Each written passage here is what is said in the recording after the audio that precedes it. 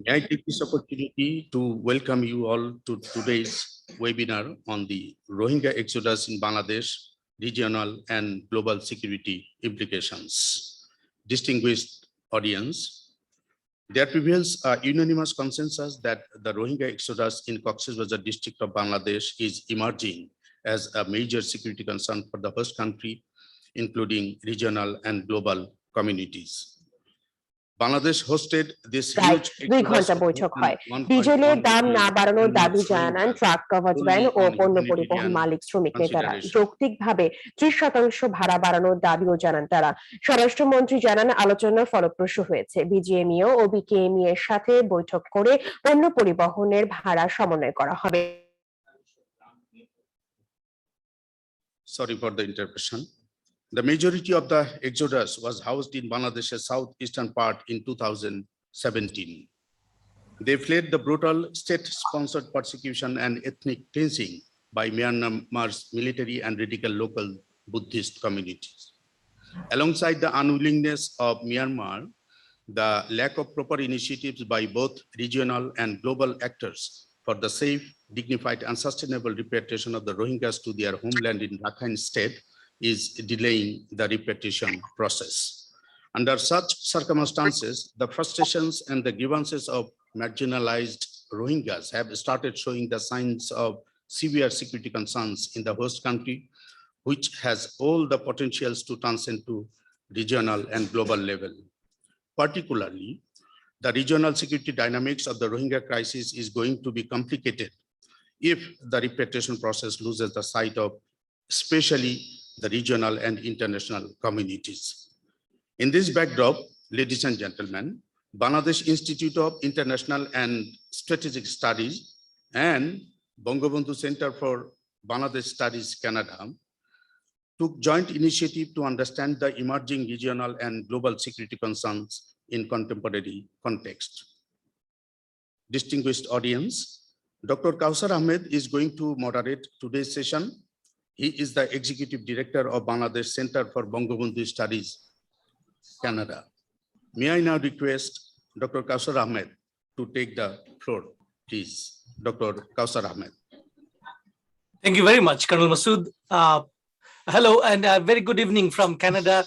My name is Dr. Kawser Ahmed, as you have just learned, and I'm the Executive Director of Bangabandhu Center for Bangladesh Studies in Canada. On behalf of the center, we appreciate the joint collaboration of today's webinar being organized by Bangladesh Institute of International and Strategic Studies. Before we get into the main session, as a tradition, let me do the treaty recognition. The Bangabandhu Center for Bangladesh Studies in Canada is located on original lands of Anishinaabe Cree, Ojibwe, Dakota, and Dene peoples, and on the homelands of Metis Nation. We respect the treaties that were made on these territories. We acknowledge the harms and mistakes of the past, and we dedicate ourselves to move forward in partnership with indigenous communities in a spirit of reconciliation and collaboration. Ladies and gentlemen, those who have joined today with us in this special session, we appreciate your time and energy to listen to one of the, I would say, going to be a protracted conflict, possibly if we do not intervene in time. This topic is not only very timely, but also we need to build a consensus about the intervention in this conflict in earnest. So without further ado, let me share with you the way I would like to moderate the session today. The way we have planned is we are going to invite the Director General of BCBS, Major General Muhammad Emdad Bari, NDC, PSCNT first for his opening remarks. And then we'd invite Professor Dr. Imtiaz Ahmed from Dhaka University for his keynote speech.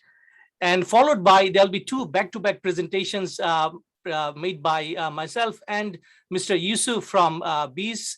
And then we'll open the discussion for moderated Q&A. And the moderated Q&A session will be also conducted by the Director General of BCBS. And thank you very much, sir, for doing it.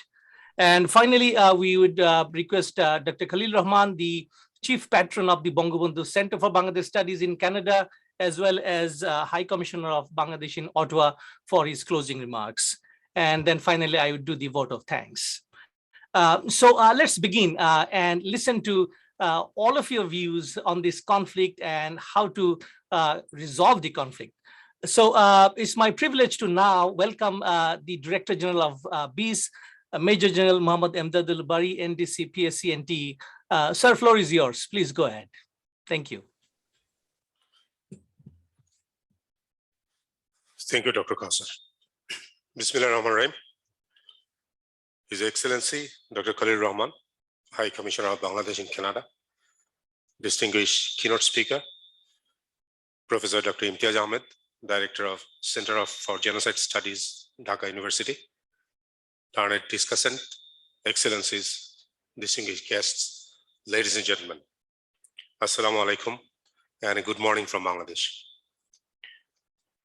On behalf of Bangladesh Institute of International Strategic Studies, let me welcome you all to today's webinar on the Rohingya exodus in Bangladesh, regional and global security implications. Our heartfelt gratitude to today's speakers and participants for gracing this session with your kind presence.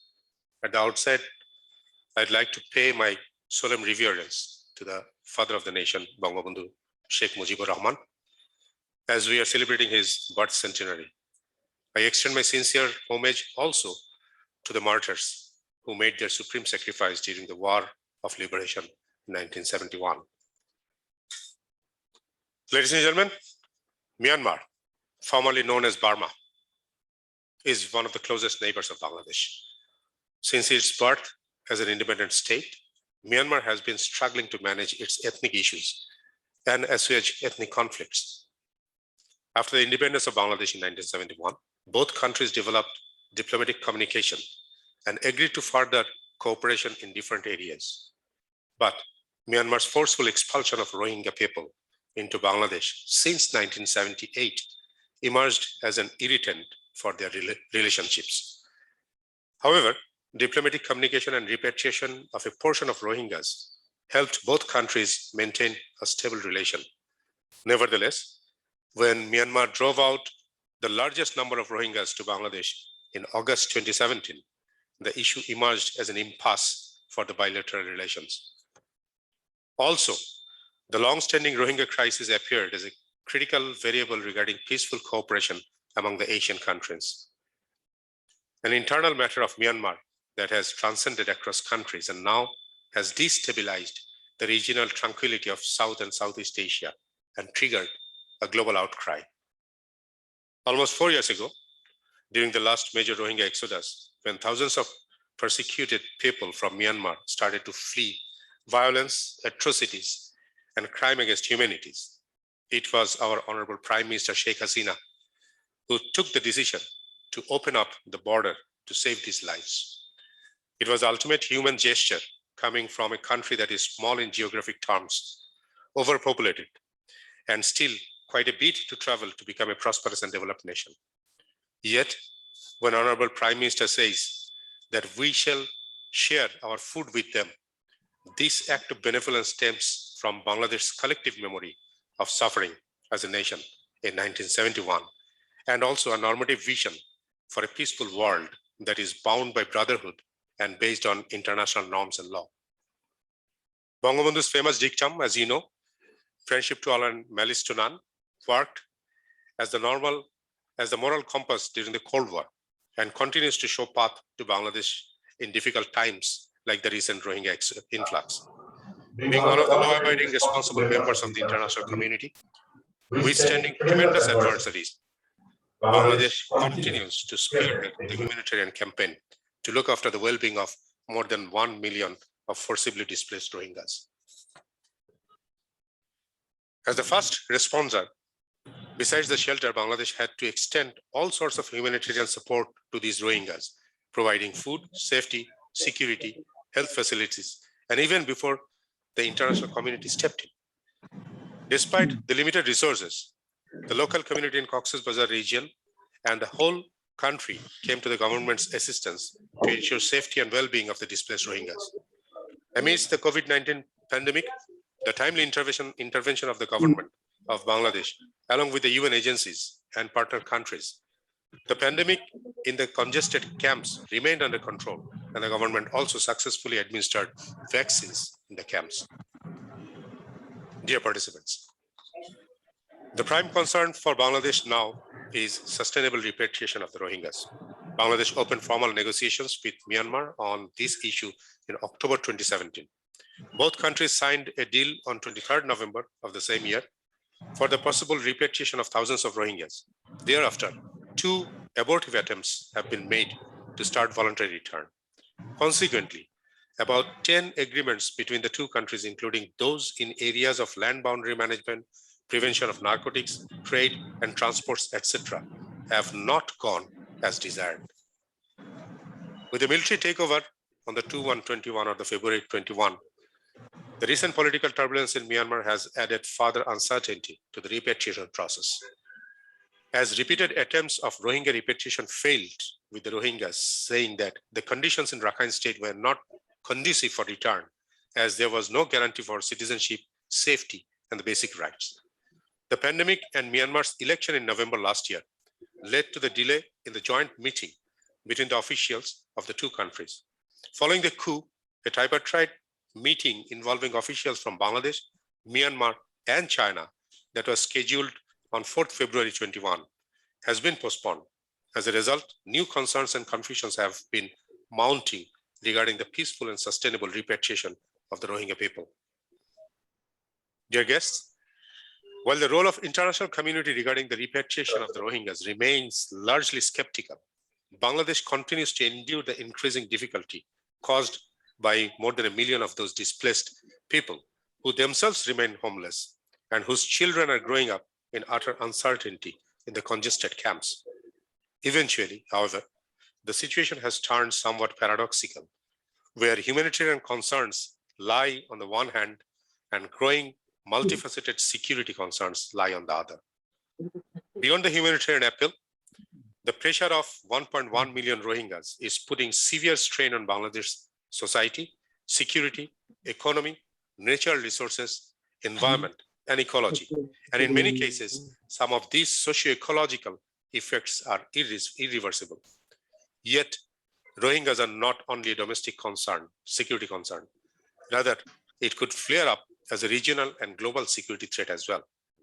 Rohingyas are highly vulnerable to transnational crimes like human and drug trafficking, radicalization, and other dangerous ventures which could generate trickle-down effects on the regional security status. Lingering in repatriation may utterly frustrate the displaced Rohingya and entice them to involve with different criminal activities. Different reports said that the Rohingyas have shown a tendency to flare up conflicts and threaten both social and national security of both the transit and destination countries. Rohingyas tend to mix with the locals and can move beyond the camp boundaries, which creates fear of illegal infiltration among the transit and destination countries. There are also concerns that being an ethnic Muslim minority, the Rohingyas could contribute to religious radicalization. Such fears are generated from the fact that they are already deprived of basic human rights and opportunities because of their status of statelessness. Human trafficking and smuggling are prevalent in the South Asian region, and the Rohingya refugee crisis may aggravate the already existing issues. Sometimes reports found that the Rohingyas are being smuggled and sold to Thai fishing vessels as slaves to produce seafood sold across the world. Indeed, the dense forests of southern Thailand and northern Malaysia are major stop-off points for human traffickers, where they abandon thousands of migrants from overloaded boats that have crossed the Bay of Bengal and the Andaman Sea. Adolescents and young Rohingya women are easily targeted by human traffickers, lured them to become sex workers and drug pushers.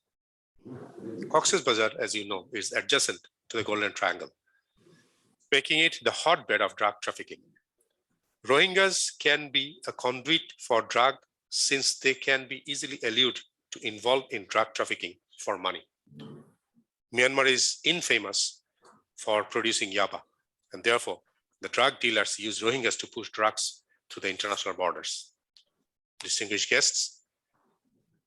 While the crisis remained as a critical humanitarian and security problem, major powers in the region and beyond seem to be busy with their strategic and geopolitical visions and interests, despite the immediate call for dignified repatriation of those persecuted Rohingyas sheltered in Bangladesh on humanitarian consideration. Due to strategic competition, the powerful states seem not much eager to concentrate on the issues of humanitarian crisis.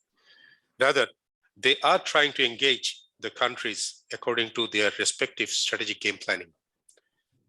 Rakhine State have large oil and natural gas reserves, reaching 11 trillion and 23 trillion cubic feet respectively. This has made Myanmar into a strategic partner for the major world powers. This particular area of Myanmar holds great significance for China's Belt and Road Initiative. On the other hand, India and Russia's gas lines and their investment in gas exploration and extraction projects in Myanmar have made the region a crucial geopolitical theater. American interests lie with its Indo-Pacific strategy in establishing strategic ties with Myanmar to maintain rule-based order in South and Southeast Asia. Furthermore, since 2015, there has been increasing political and economic ties with Myanmar in form of trade, investment, normalization of diplomatic relation based on the hope that this will lead Myanmar towards democratization. Therefore, China and India, two major powers in this region, do not appear very eager to raise any issue which can affect their national interests. Strategic interests and competition among the regional and global powers facilitate Myanmar to avoid any pressure of the violation of human rights of its ethnic minorities. However, for the greater interest and stability in the region, the Rohingya crisis needs to be resolved in a durable manner with utmost priority. The problem was created by Myanmar, and its solution must be found in Myanmar. As a nation, Bangladesh has been shouldering disproportionate and unjust share of this crisis. Hence, immediate resolution of this crisis is the utmost national priority of Bangladesh. Regional countries should not focus on the symptoms of the crisis rather than solving the root causes. It is the responsibility of the international community to act proactively to solve this humanitarian crisis. The more swiftly the regional and global powers act to facilitate the sustainable repatriation of the Rohingyas, the more successfully they would be able to avoid a pressing and potential security threat in the region and find lasting peace. I hope our today's speakers will throw more light on these issues.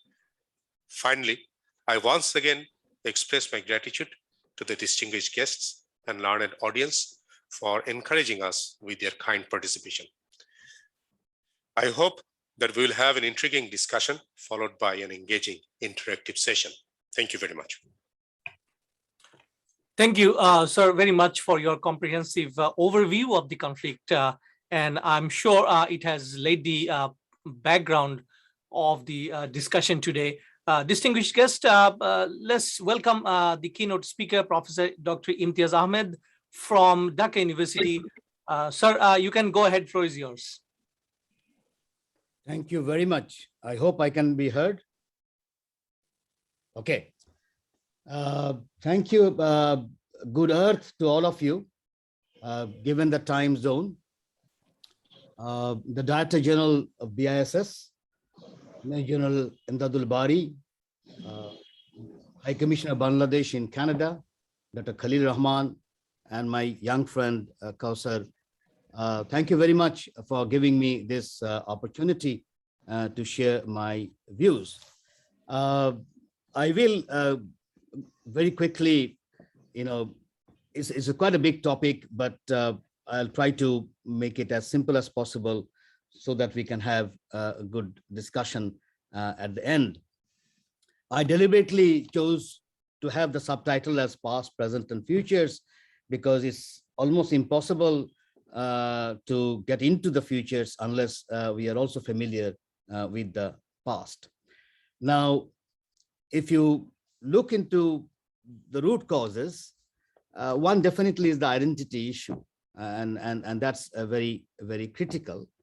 And with that comes the issue of the Constitution of 2008 and the issue of autonomy.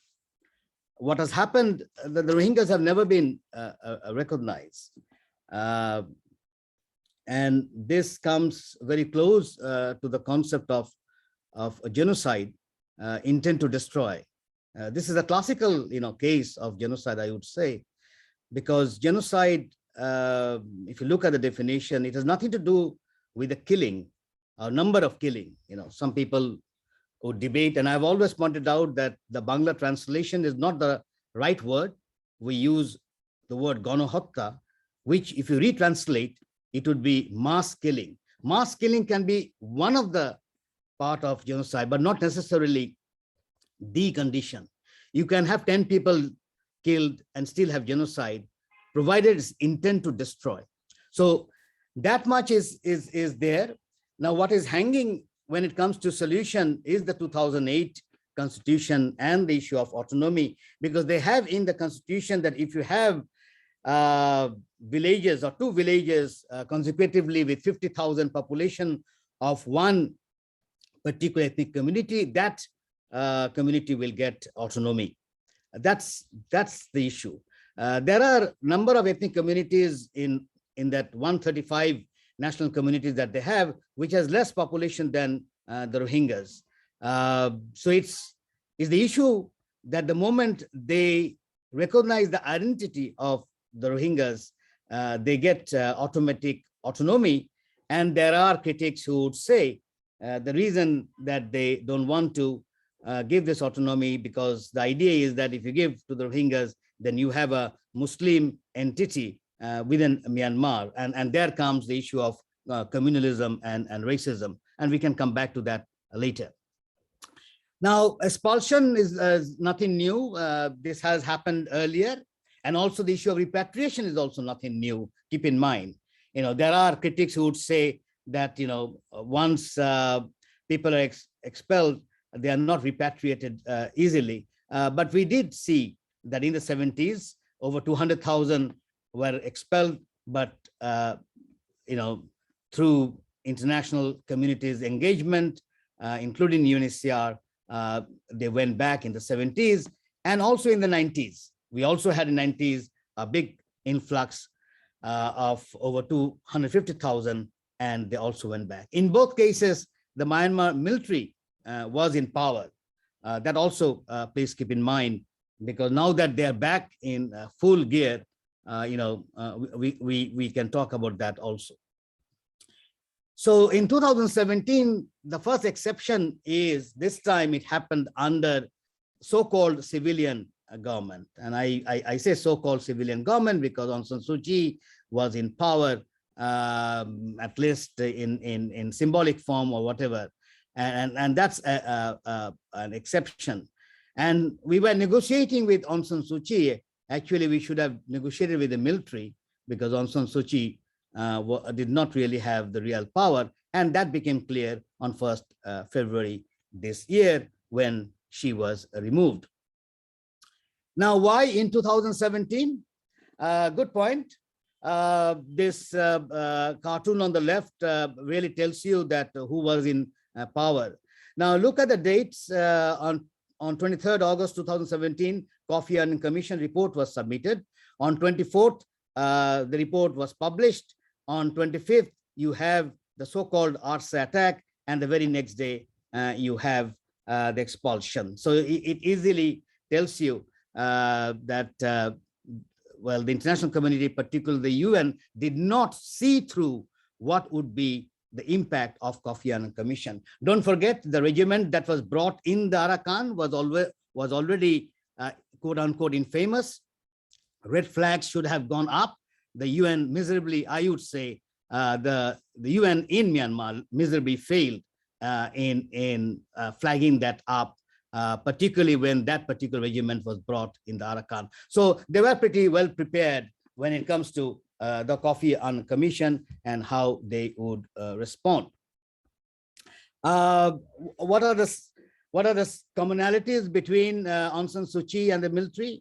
Well, both would favor Mediterranean Buddhism, not to mention there's an element of racism.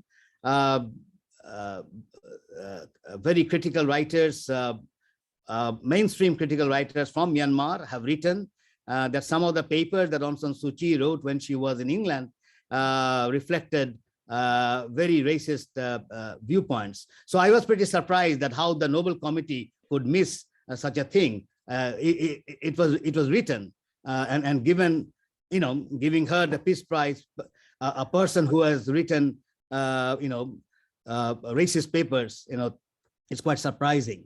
And of course, the issue of globalization, both actually favor globalization. And I guess the Myanmar military thought that, if Aung San Suu Kyi can be brought in, Myanmar, can enter globalization, the sanctions should be removed. And on that, I think they correctly predicted and made use of Aung San Suu Kyi rather than Aung San Suu Kyi making use of the military.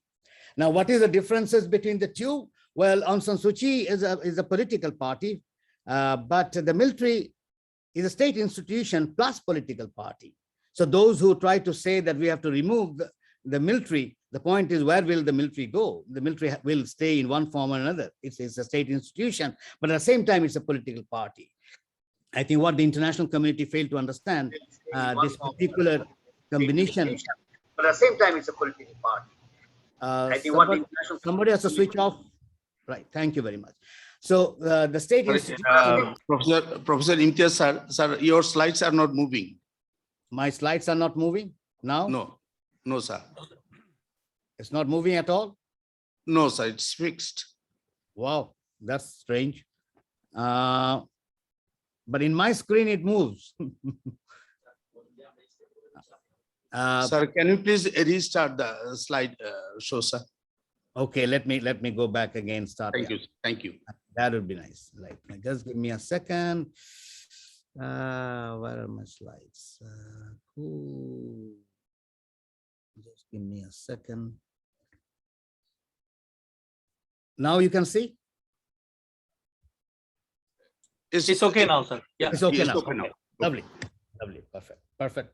Okay, so as I was talking, I hope you have seen this particular slide that the military is a state institution plus a political party.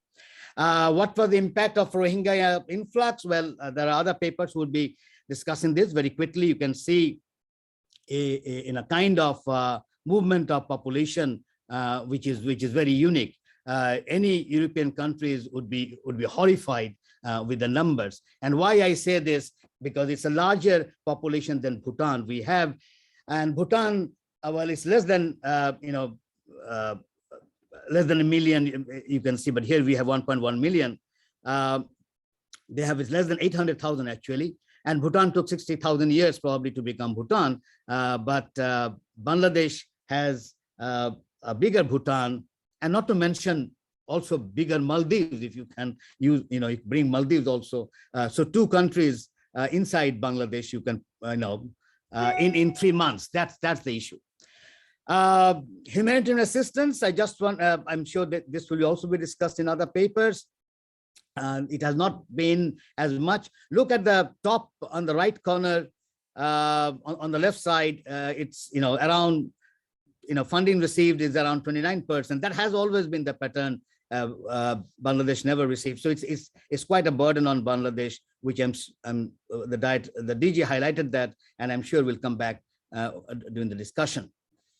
Now, Bangladesh Peace Observatory, which is housed at the Center for Genocide Studies, we map violence throughout Bangladesh, including violence in the camps.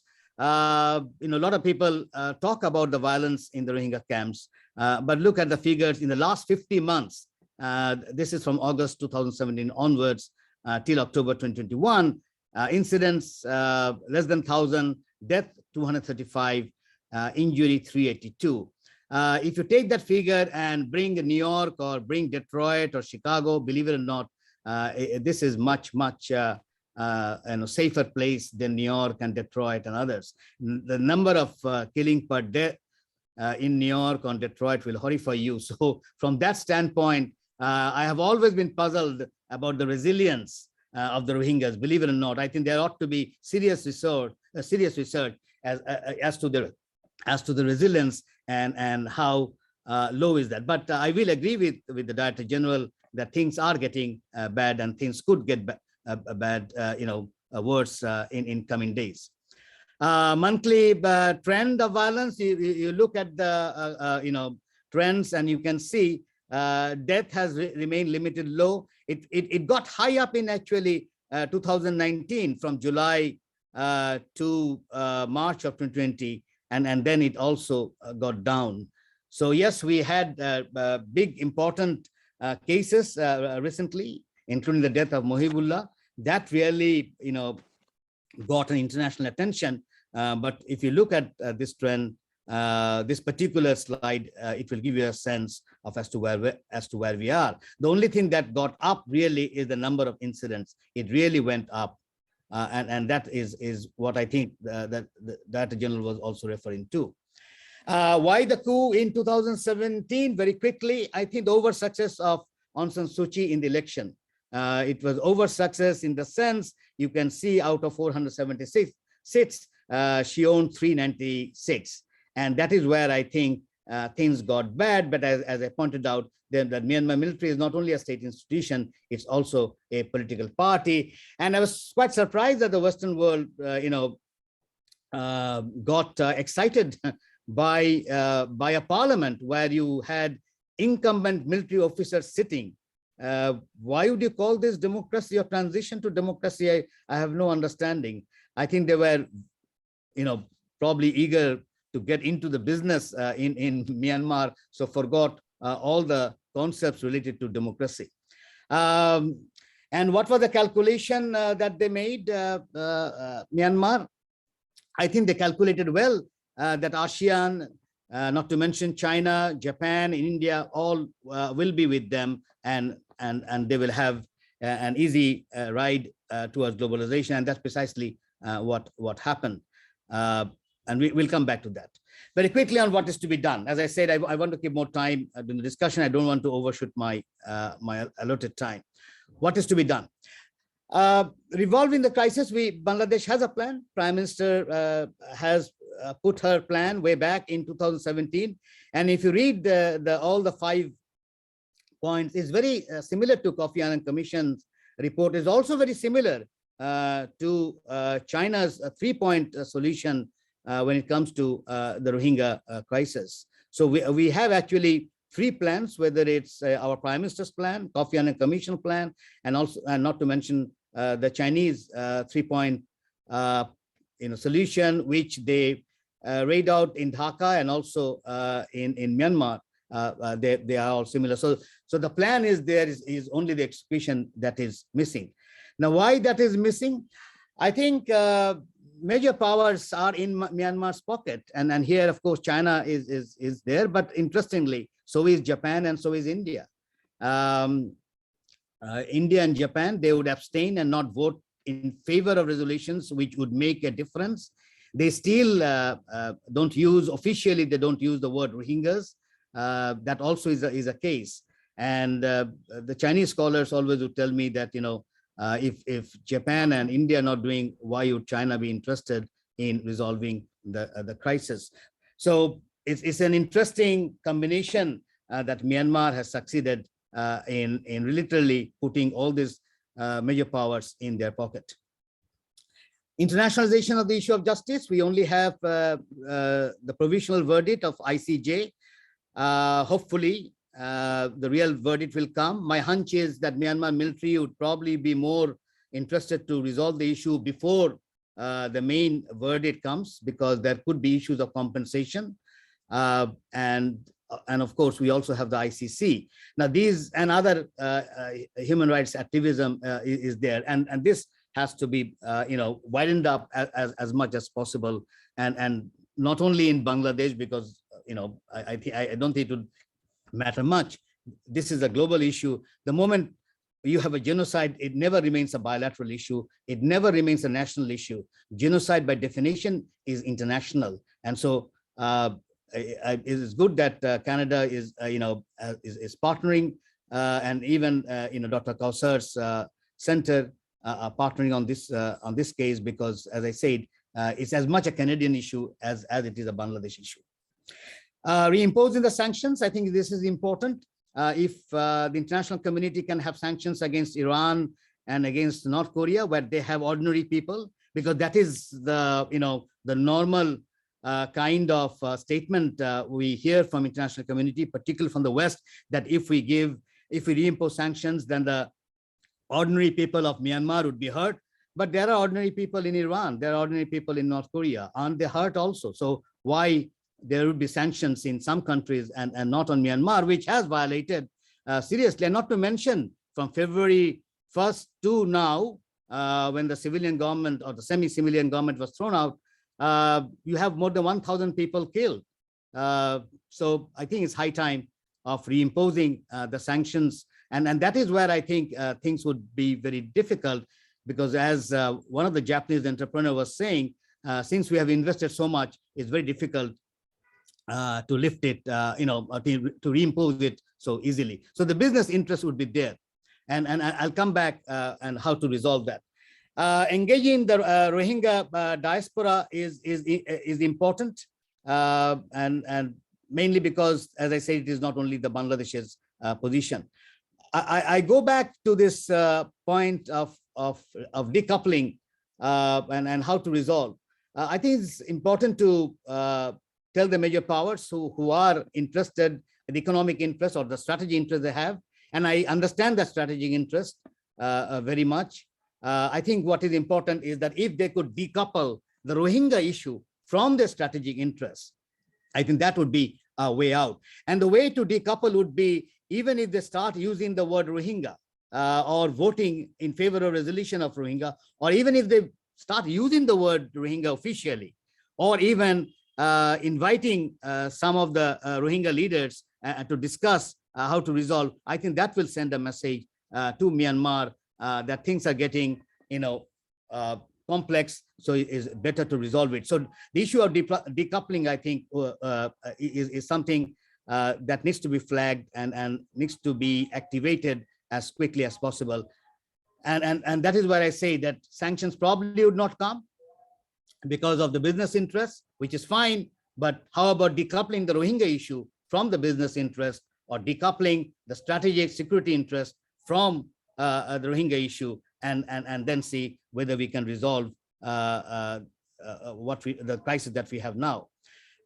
Engaging the diaspora, I pointed out, and the final one is the window of opportunity that I refer, given the fact that Myanmar military at home is facing a civil unrest, and not to mention that in the 70s and 90s, the Myanmar military was there, and I've always maintained that any repatriation would require the support of the Myanmar military, because after all, the issue of security is primary. So this is a window of opportunity, and how it can be activated. The international community, now that the pandemic is little bit under control, although we don't know whether another wave will not come, whether another wave will come or not. But given the fact that the vaccines are on in a big way globally, hopefully it can be managed better than the first two waves. So this is the other issue that we need to see. There is a window of opportunity which I think needs to be worked out. Thank you very much. Thank you, sir, very much for your part. And it's really interesting because Professor Imtiaz has used some of the, I would say, very recent data to show us what needs to be done and in which way. Ladies and gentlemen, I'll switch to my presentation now. It's my time to talk about what I prepared today. And I will quickly check if my slides are visible here. If someone can kindly confirm. Yes, they are. Thank you, sir. Thank you so much. So, ladies and gentlemen, I would like to focus on ethnic armed insurgency and what kind of implications it really provides us in terms of intervention. So that is my focus in today's talk. So I'd like to start with the scope, very typical way of letting you know what I'm going to talk about. So I'd start with some of the central arguments that I prepared today with regards to security implications. Very briefly, ethnic armed organizations and which, what are the parties they are and what are the locations they are from. Then I'll move to National Ceasefire Agreement, which started back in 1947, and it continued up to 2017. And of course, I'm going to really float an idea today to all of you that I'm very serious about a peace treaty, a peace deal with regards to ethnic armed organization. And I'm going to bring to very contemporary peace deal that I particularly studied and wrote quite extensively, especially the Northern Ireland's Good Friday Agreement and Aceh peace process. And of course, I'm borrowing Professor Imtiaz's word, window of opportunity, sir, if you kindly allow me to, and for the peace in the region. So let's begin with the background. And I would also like to remind the audience today, those who have joined with us, that Her Excellency, the Honorable Prime Minister of Bangladesh, in her latest United Nations General Assembly, actually addressed quite passionately that an urgent call is needed for the repatriation of Rohingyas, and Bangladesh consistently spoke about a number of steps that could be done since 2017. And so far, no concrete actions have been taken by the international community in general and United Nations in particular. A protracted stay of the Rohingyas would cause serious security hazard, and international community must exert their best to help Rohingyas to go back. Sustaining Rohingyas in Bangladesh is one aspect of it, but the sustainable solution is going back to their homeland. And of course, humanitarian crisis would turn into a security nightmare if nothing is done by the international community, and Bangladesh would be the worst victim. So these are the key aspects that she passionately argued in the UN General Assembly, and which gives me the basis of today's discussion. As I said that Rohingyas must go back, we all agree today. There is no, I would say, unanimous agreement on this point, but the question is how the repatriation talk should proceed in a very prevailing insecure condition in the Arkhan state. I'm using Arkhan consciously, not Rakhine, given the situation, and I love to call Arkhan rather than Rakhine. Okay, so the next argument is why the ethnic armed organization resist Myanmar army since 48. As I said, it started back from the birth of the country of Myanmar. And Arkhan Army, is it a credible force which can resist Myanmar army in the state of Rakhine and Arkhan? And can a rejuvenated peace initiative bring ethnic armed organizations into a negotiation with Myanmar army and thereby ending the conflict and preparing a safe ground for repatriation? And also, can the international community produce a conflict intervention plan to break this status quo? And finally, what Canada and Bangladesh can really contribute into this process. The key argument here is the status quo, because over the past years of my research into armed conflict and peace treaty, I have seen that the status quo is the most dangerous aspect of a conflict because it freezes the conflict. It doesn't allow you to intervene. And this is what I'm particularly appealing today towards all of you, that the status quo must not be allowed to be achieved in this conflict. Okay, most of you are aware, just a quick heads up that this is what we are talking about. Ethnic armed organizations are spread all over the areas bordering Thailand, Laos, China, India, and of course, Bangladesh. So you are just trying to remember the names of the places that I'm going to refer subsequently. And in this slide also, you might be recalling that Thailand, China, and India, they have the largest borders with Myanmar, and therefore number of ethnic armed organization being played there.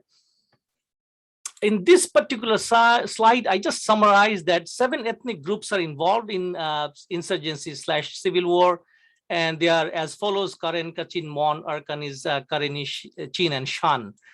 And of course, most prolific among those are rebels in the Shan state are Kachin Independence Army, KIA, very shortly known, and KIO, Kachin Organization.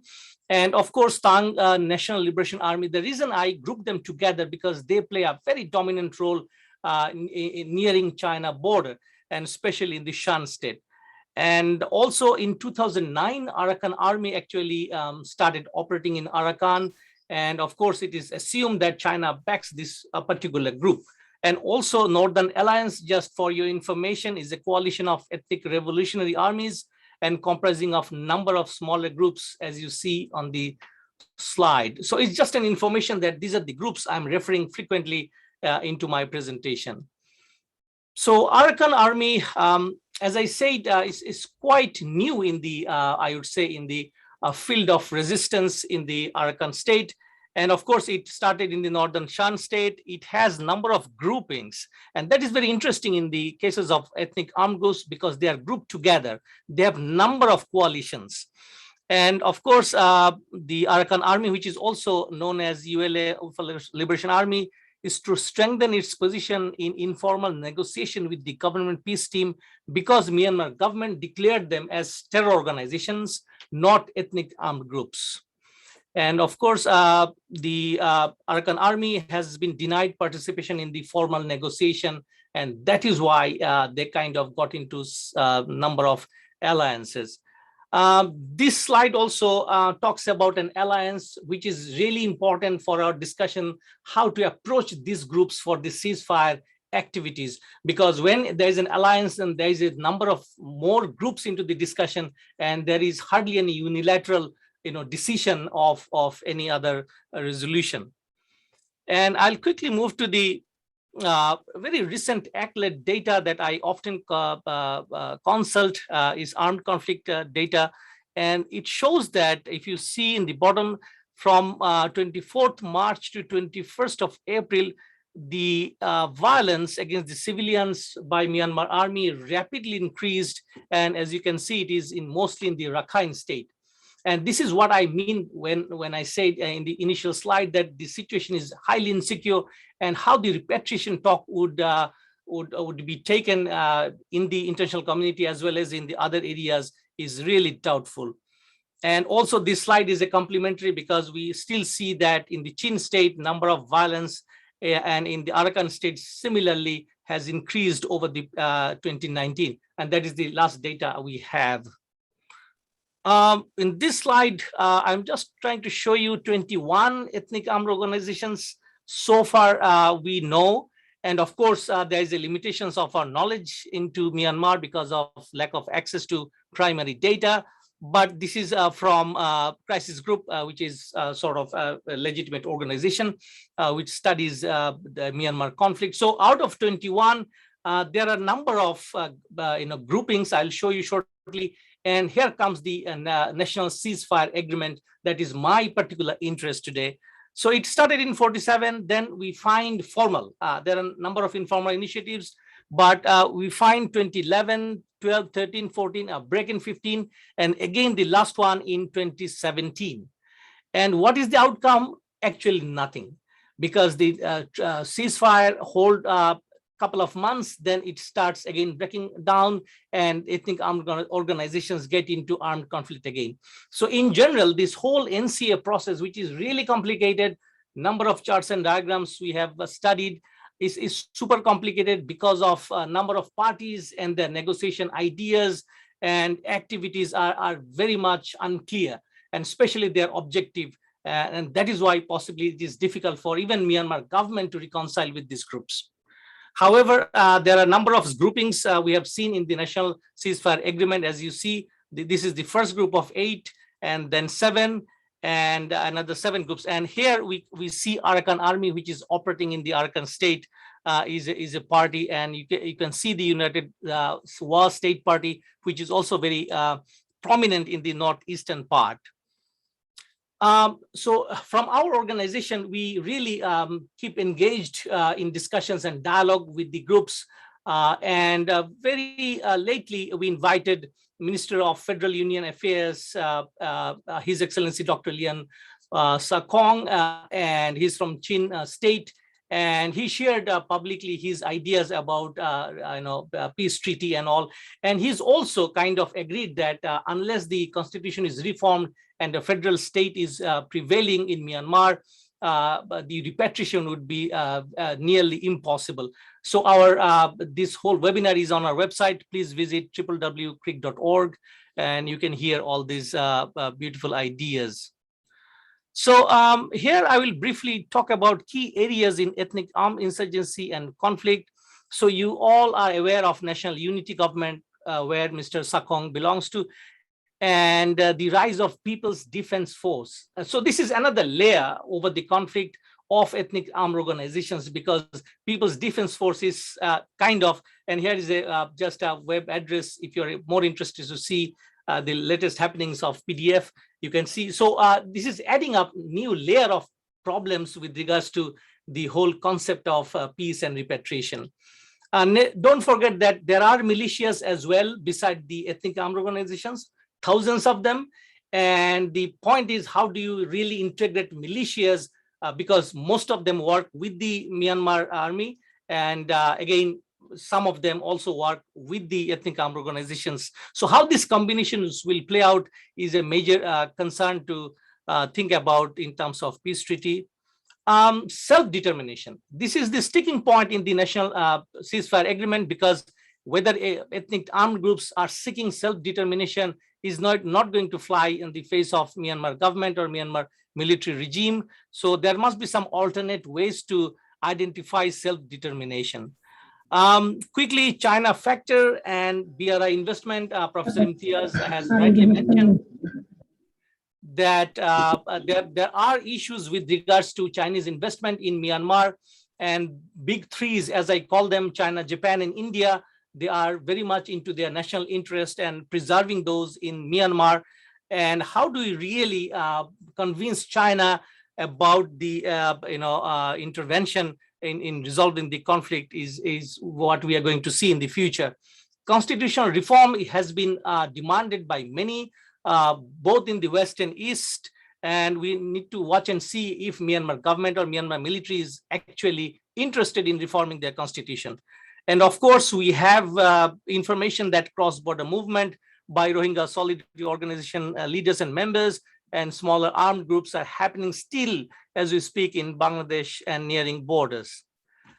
I think, yeah, I am very close to the end of my presentation.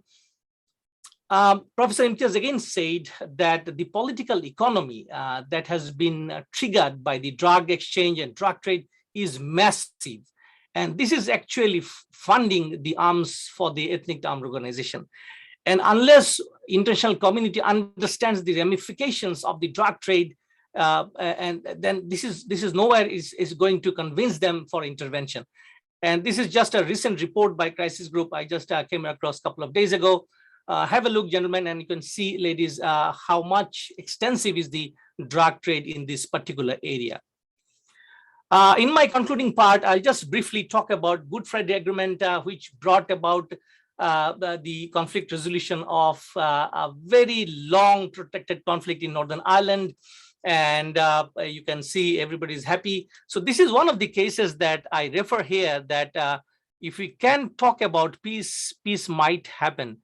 And also we have Aceh peace process, which saw 30 years of ending of violence in Indonesia, and especially Indonesian state was involved with regards to reconciliation and peace. So here is my idea. Echoing with Professor Dr. Imtiaz's comment that it is actually a window of opportunity for us. It is high time, because Myanmar military's coup d'etat has impacted the legitimacy of the army in their country itself.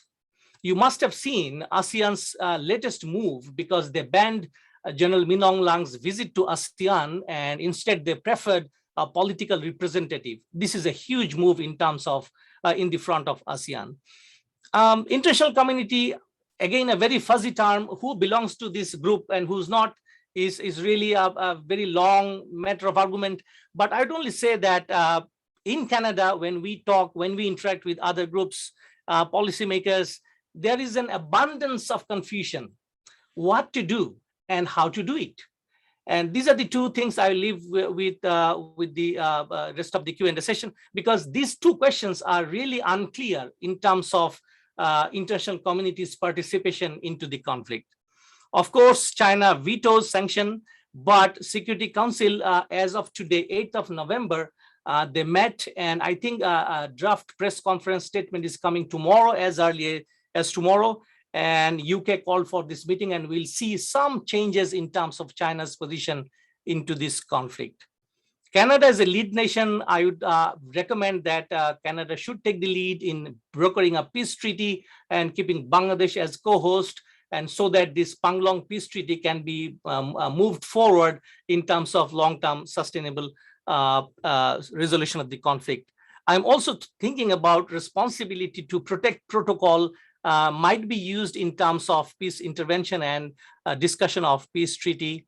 And I don't believe national ceasefire agreement is dead, because I personally believe that there is a lot of potentials into it.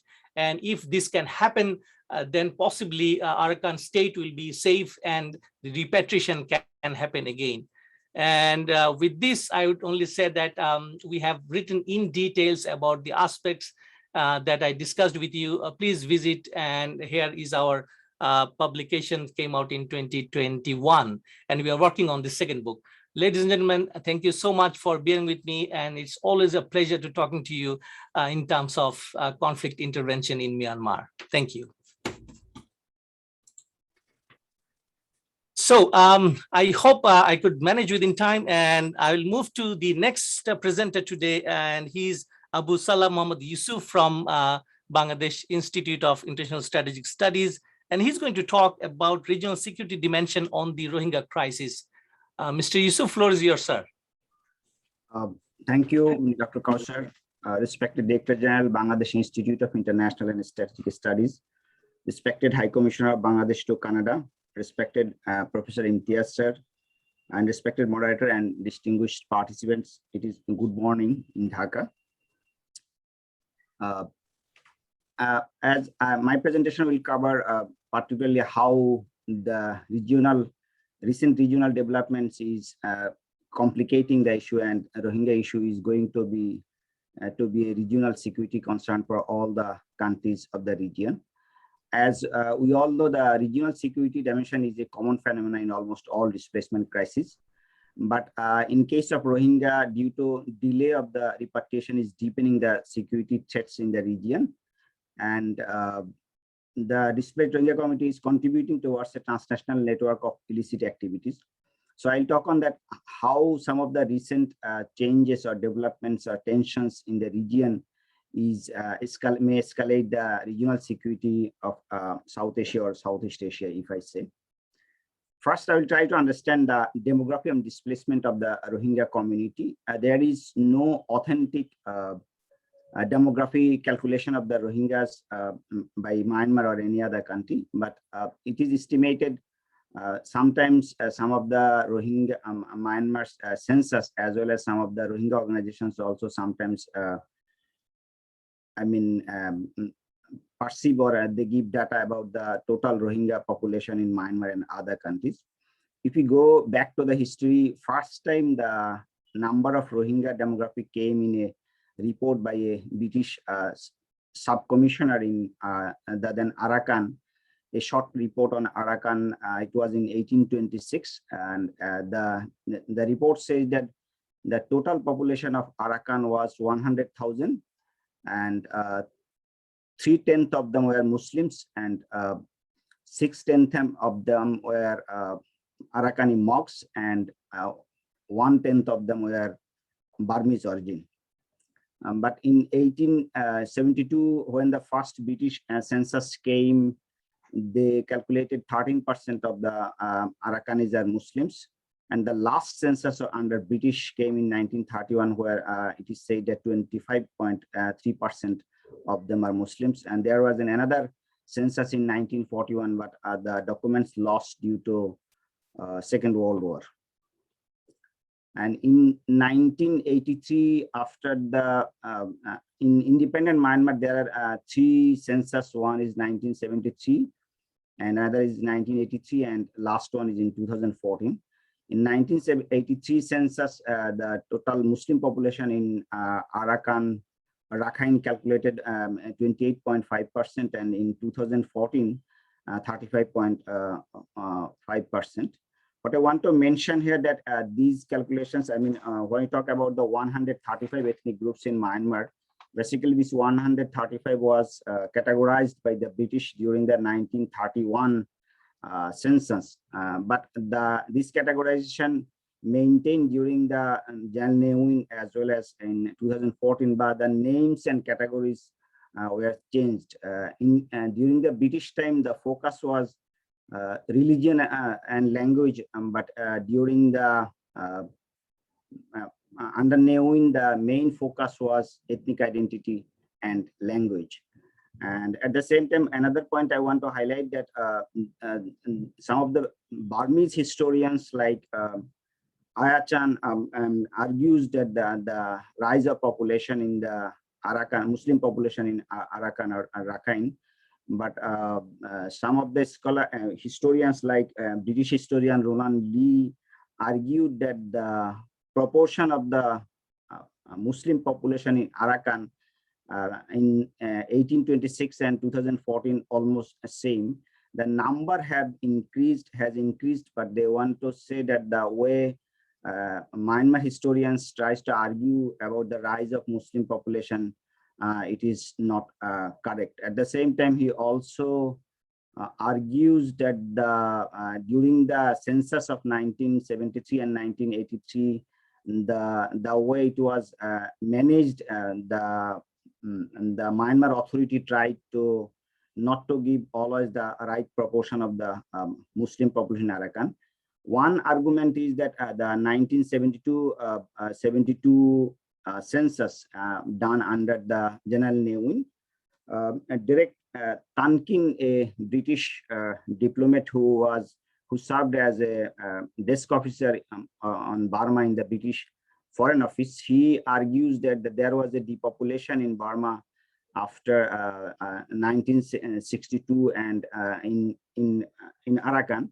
So he also argues that the rise of population of Rohingya community or Muslim community is not historically correct. This is important because in 2012, some of the laws developed by Myanmar authority claiming that the Rohingya population is rising disproportionately. The arguments of the Ronan Lee and Derek Tankin denies that argument. However, if we come to the displacement of the Rohingyas, we know there are major four displacement of the Rohingyas in 1978, 1991, 1992, 2012 and 2017. But though the Myanmar authority took operations against Rohingyas, but there are differences of narratives. In 1978, it was mostly a nationalist narrative that Burmese are not nationalist. But if you see in 2012 and 2017, narratives also changed the anti-Muslim or Islamophobia narrative, and they are fearing that Muslims are rising in Myanmar, and which is a threat to the security of the Myanmar for the Burmese. We all know about the demography. There are mostly, it is said that in Myanmar, 800,000 Rohingyas are still there, but some of the documents it is 600,000. However, all numbers are approximately given by some of the Rohingya organizations or sometimes calculated from the documents of Myanmar government. And in South Asia, most we know about Bangladesh, but in India, Pakistan, Sri Lanka, Nepal also raising concerns about the Rohingya people. And in Southeast Asia, it is Thailand, Indonesia, Malaysia. And there are some, it is reported that some of the Rohingyas are also in China. We all know about Saudi Arabia, and there are some Rohingya people in Jordan, UAE. And we know some of them migrated to Australia, Canada, the USA, European Union, and some of them are in Japan also. So what I want to say that, I mean, if we see in the case of South Asia and Southeast Asia, there is a network is developing among the Rohingya community since they are displaced from their country, and this issue is becoming a regional factor. If we consider some of the recent developments like as we have discussed about the delay of Rohingya repatriation, which is creating concern among the Rohingya community and what would be their future. So they are trying to settle them in and to consider their future, and it is also creating depression among the Rohingya community.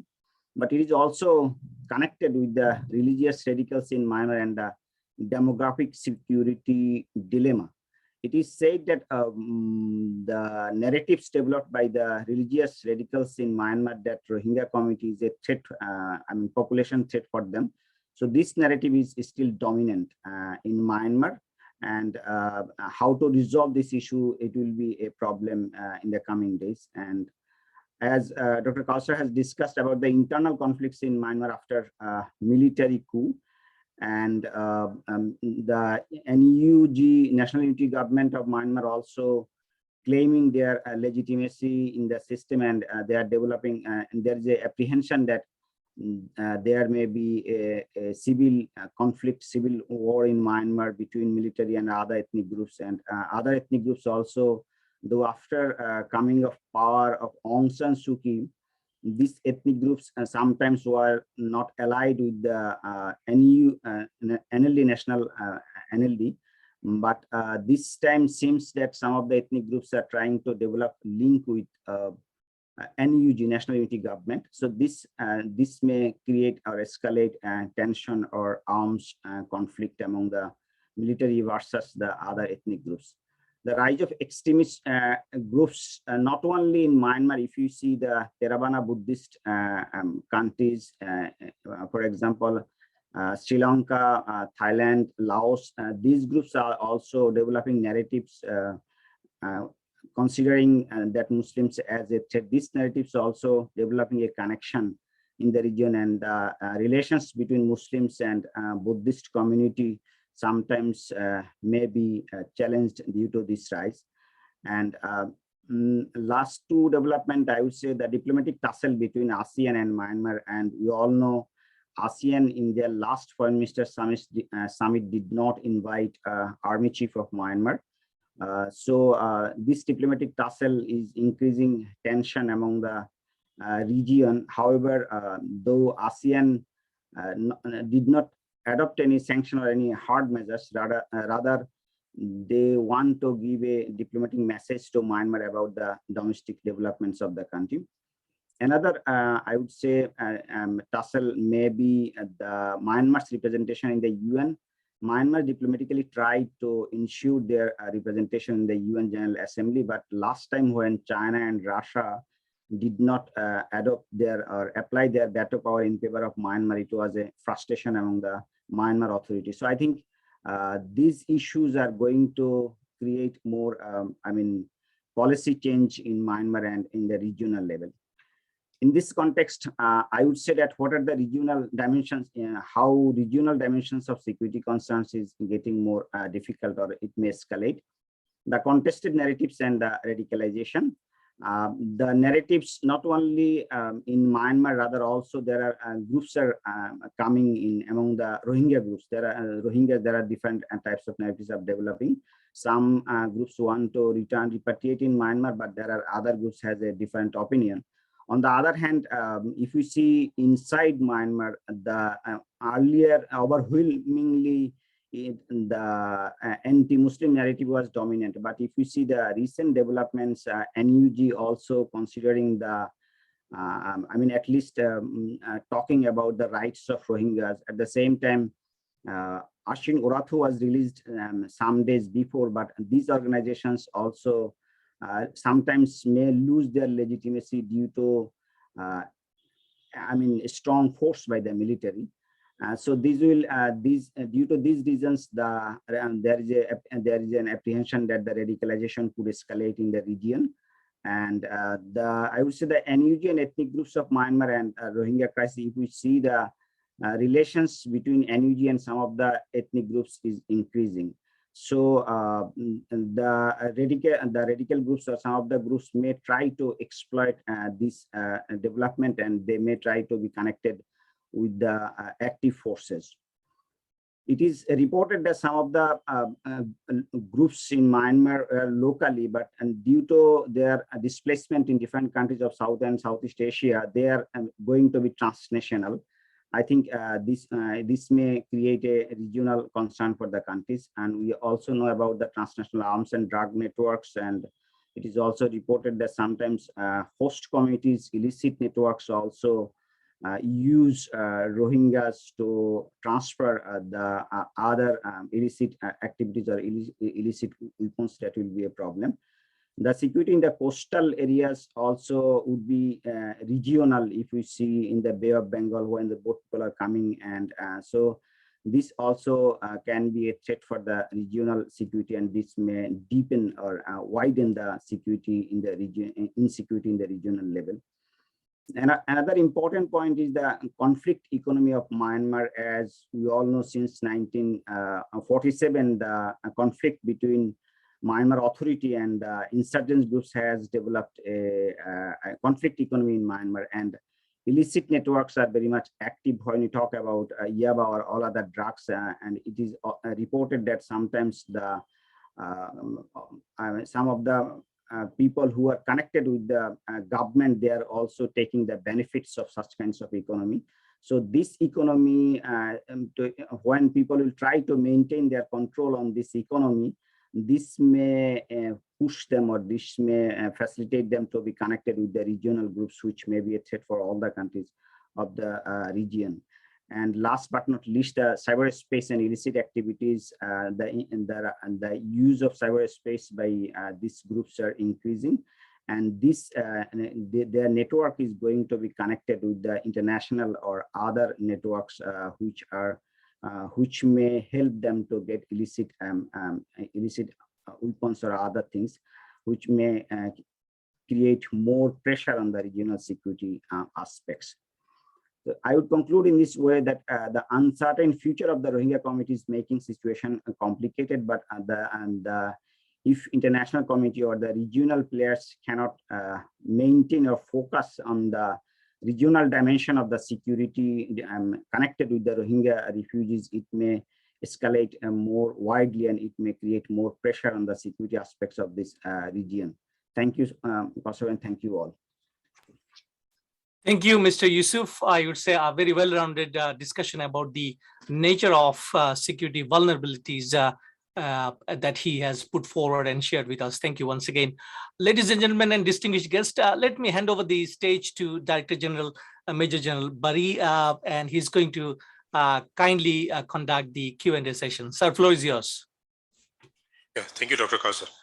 Dear audience, we still have a time to have a good round of, no, I will not say Q&A, I'll say it's an open forum. I would request you to raise your hand in the Zoom so that we can see. Please give your identity and we brief in your questions, comment, or opinion.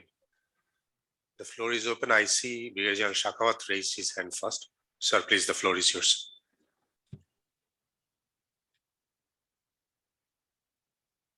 Sir, if you unmute, sir, kindly. Sorry. Sir. Can you hear me, please? Can you hear me all? Yes, sir, Yes, please sir, go we ahead. do. Yes, sir. Yes, sir. Yes, sir. Right, thank you very much. Thank you very much, General, for inviting me in a very important issue. We have been talking almost every day.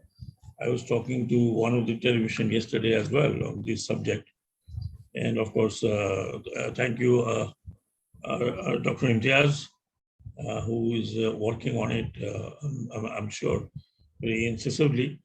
And we are in communication most of the time through this digital channel. And thank you, Dr. Kawser, and thanks all the participants here. It was absolutely fabulous to hear and go through some of the slides that I have gone. But I have myself, I am on this subject as well, having slide background and little knowledge of it. I have a few points, and I just raised them because I won't be able to explain them. It will take a lot of time. First of all, what kind of, we call it displaced people or whatever it is, what kind of refugee they are. Let me use this term refugee in a sense. These are not the economic refugee, these are not the weather refugee, or these are not the conflict refugee even. These are the refugees who have been driven from their homeland through very cruel method and denied their citizenship, and they will never go back. Let's put it this way. So they have a different kind of mindset. I'm sure all of you would take it note. Again, let me say, these are not economic refugees that they have come, and then when the economy is better in the country, they will go back. Or they are not conflict refugees like in Africa it happens, where the ethnic conflict and a particular group goes out and seeks refuge somewhere else. But they are the people who have been driven out of their motherland and denied, and they will never go back. That's what is the mentality of these people who have come here. Therefore, we have to remember that these are the people who are desperate, total desperate. Pakistan is also having more than 5 lakh people in there, because I saw in my childhood, they have gone there from in 1948 as well, when they were driven back. So now the world over, or particularly in the Asian or South Asian, Southeast Asia, these are the people who have been driven out and denied of their homeland. Therefore, these are homeless people and very, very desperate. So having said that, let me also come back to some of the points, particularly Dr. Kawser, I believe, he has raised. The latest Palong treaty of 2017 means nothing, because there's no bigger group as the groups that we have already known, that they are not 14, they are about 21 to 22 bigger groups. Some of them have settled, and some of them have even made the self-ruled areas like Wa State. So did the Karens. The only big group that was in that peace process was KI and KNU. Rest is absolutely insignificant. There are, I think, 16 or 17 of them. I have the list, those who signed in this peace treaty. Therefore, this peace treaty is nothing. There is no name of Arkhan Army. Second point that I would like to raise, that Arkhan Army was definitely was declared as terrorist group by Aung San Suu Kyi, when Aung San Suu Kyi was part of the government. But now Arkhan Army is part of the military dictators who are now ruling the country. And Arkhan Army is very much in control of the Arkhan, you call it, or any other name it is. And they represent the Arkhan Buddhist. And they are very much in control of Arkhan, not that they have a conflict with the military government. The Arkhan is the only state where military government is very, very comfortable, and they are ruling in collusion. And Arkhan Army is gaining strength. Now it is said that they have crossed over 10,000 members, and they dictate term. Therefore, they don't like Rohingyas to go back. And in any future negotiation, it's not a negotiation with Yangon, it will be a negotiation with Sitwe. And the Arkhan Buddhist and the Arkhan Army will be party to it, whether if there is any negotiation at all. Then the ASEAN, they talked about ASEAN. ASEAN, yes, initially ASEAN did not allow the military ruler to go, but they didn't ask for a politician. They asked anyone else, and that one of the government representative went and attended.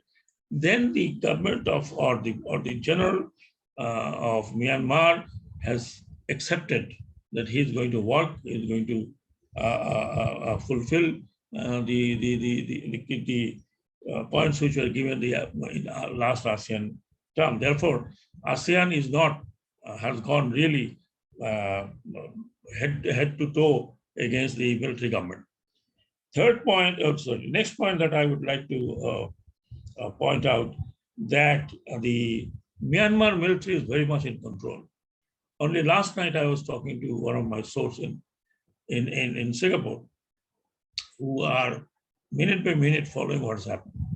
NUG is nowhere. Still, NUG is nowhere. Not any government of the world has actually recognized when NUG promises to take the Rohingyas back. They have the People's Army, which is absolutely separated from the NUG. They are being supported by only two strong insurgent groups. That is the Karen Independent Army, who are training them. They are following what Karen Independent Army dictates to them, but the NUG leaders are not in control of that. Most of them we hear is inflated news. The fact remains that unless NUG is supported by the big powers, they will not be able to do anything. Among them, the Japanese are now supporting the military government. Therefore, Japan is not interested in NUG, nor the Chinese, not the Indians, not the Russians, even to the extent not the Pakistanis, because Pakistanis are now setting up JS-7 aircraft industry in Yangon. Russians are selling two, or they have already signed, I think, 2 nuclear power based for civilian control. Therefore, the reason why what I'm talking about, that only Bangladesh, which is forcing for a settlement of Rohingyas in Myanmar. So far, I'm seeing, my observation, international interest is slowly and gradually declining. International attention is now in the Central Asia, that is on Afghanistan, what is going to happen next. What I now feel that, of course, the Bangladesh Prime Minister and Bangladesh government is trying to settle it, but this is the issue between Rohingya and Myanmar. What is the course, future course will be taken? I don't know. But we are in danger in the sense that this group is becoming slowly and gradually volatile, and they may decide what to do in Myanmar, and that it could be dangerous for Bangladesh. Therefore, my last conclusion is that we are not getting rid of these people in probably next decade, unless the military is toppled and there is one government, civilian government, which thinks that they should reconcile, and which seems to be a long distance or long dream. So far in the history of Myanmar, no military government had been toppled unless they have given away by themselves. Therefore, we must think over alternatives to settle this issue. What are the alternatives? Let BISS find out. Thank you very much. Thank you, Brigadier Shakat. General Shahidul Haq, you have the floor, sir.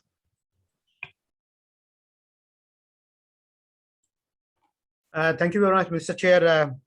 I'd like to highlight a few of the points which came up during the presentation. Number one is that it's very unfortunate that Rohingya issue at this moment is in the diplomatic black hole, what we can call it, because rather I'll say that international strategic black hole, it is in there, because in one side it is China, another side is other nations. So in this one, Rohingya issue actually doesn't come up. Everybody's seeing their interest instead of the Rohingya issue. Number one. Number two is that the identity crisis actually came out not from 2008 Constitution. It came out from 1982 citizenship law. Number one. If I go a little bit more, from 1962 exactly. From there, actually, the whole started. Then it was formalized in 1982 Citizenship Act. So the whole this identity crisis, rather ethnic identity politics, has started from formalized rather from the 1982. Number three is that why this coup out of the blue? That's the very, very important question. I'll say that there are a lot of faults of Aung San Suu Kyi, which we have to look into that. Number one fault was that during her rule since 2014, There is a very important institution in Myanmar constitution. It is called National Defense and Security Council. It was supposed to be called by the government. And this is very funny that in that body, out of 11, 6 are from the military. That means majority vote is military. What Aung San Suu Kyi over there actually is as a foreign minister in that 11 body. While sitting in that chair, in that room, Aung San Suu Kyi sits at the bottom of the table.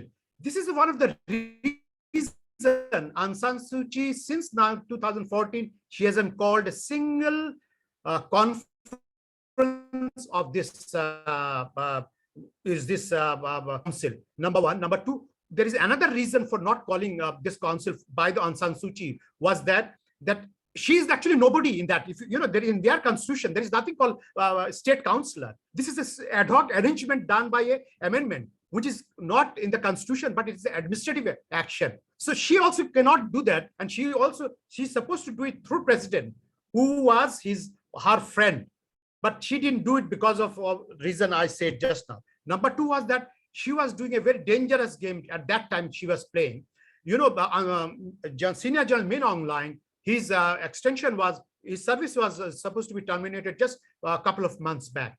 And there was a discussion, as in tradition in Myanmar, that most of the chiefs, they go about extension of their services. But Aung San Suu Kyi was not budging. And whole military wanted, all the military establishment wanted, Bamar groups they wanted. But Aung San Suu Kyi, she was, totally against it. That was one of the, I'll say, the trigger point which actually created by the Aung San Suu Kyi for this coup.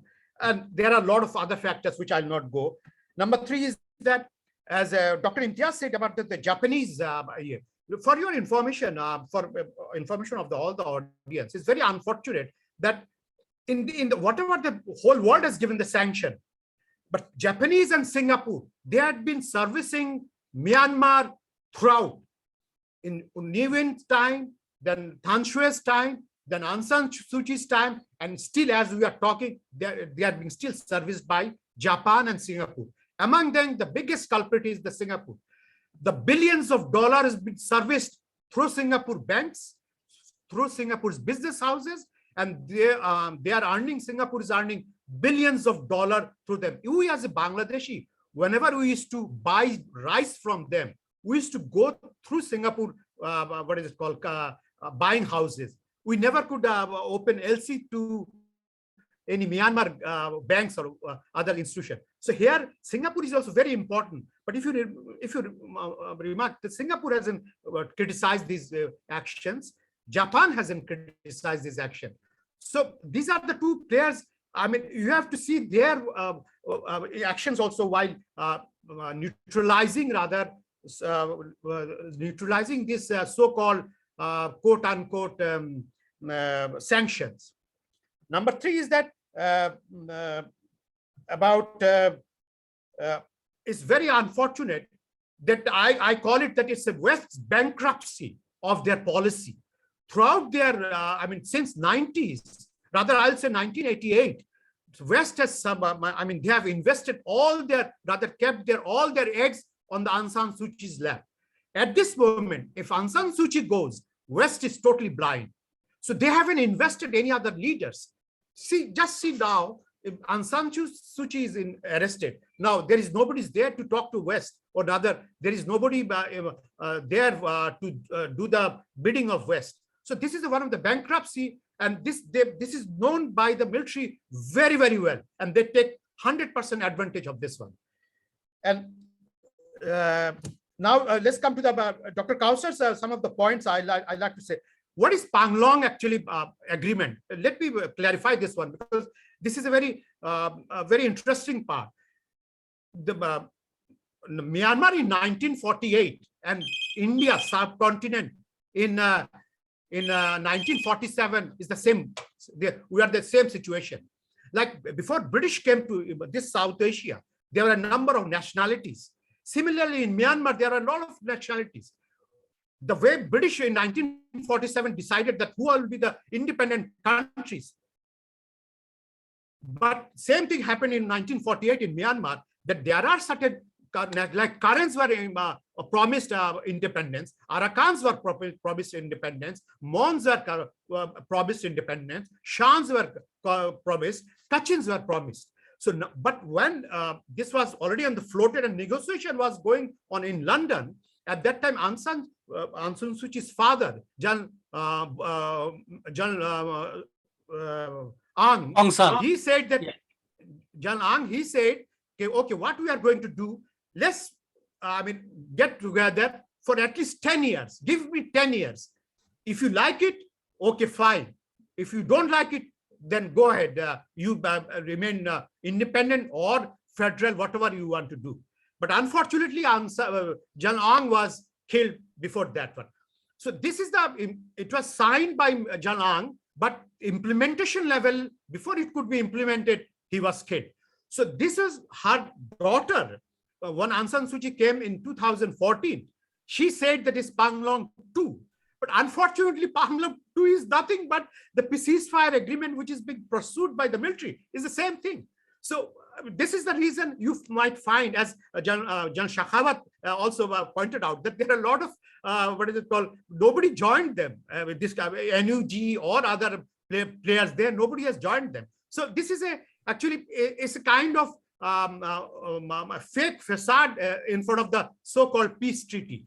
The fact remains, why there is a peace there? Yes, this is a big question. Some of the speakers have said already. When there is at the end of Thanshue's actually rule, there is a peace treaty which was done. Okay, let's say Kachin is yours, you do everything, but military will be there, and now you do everything. Means what? They do the business. They do the logging. They do the mining. Kachin is the billion-dollar mining industry, and they do the drug. Shans they do, and they also don't pay even a single penny taxes to the government. And some of the cases, that the biggest casino in that area is owned by Shan, and you can see from the Google how advanced this was done. These are the concessions these people have given. Okay, go ahead, you earn money, but don't disturb us. This was how it was going on since late 1980s. So now, this is the reason you'll find this PDF or NUG, this major ethnic group, they are not interested. They haven't given any support. And the PDF is nothing but is just a few people with machetes and bombs and patakas and all those things. So overall, because ethnic groups haven't supported, because why ethnic group will support a cause which is detrimental to their what is it called, interest?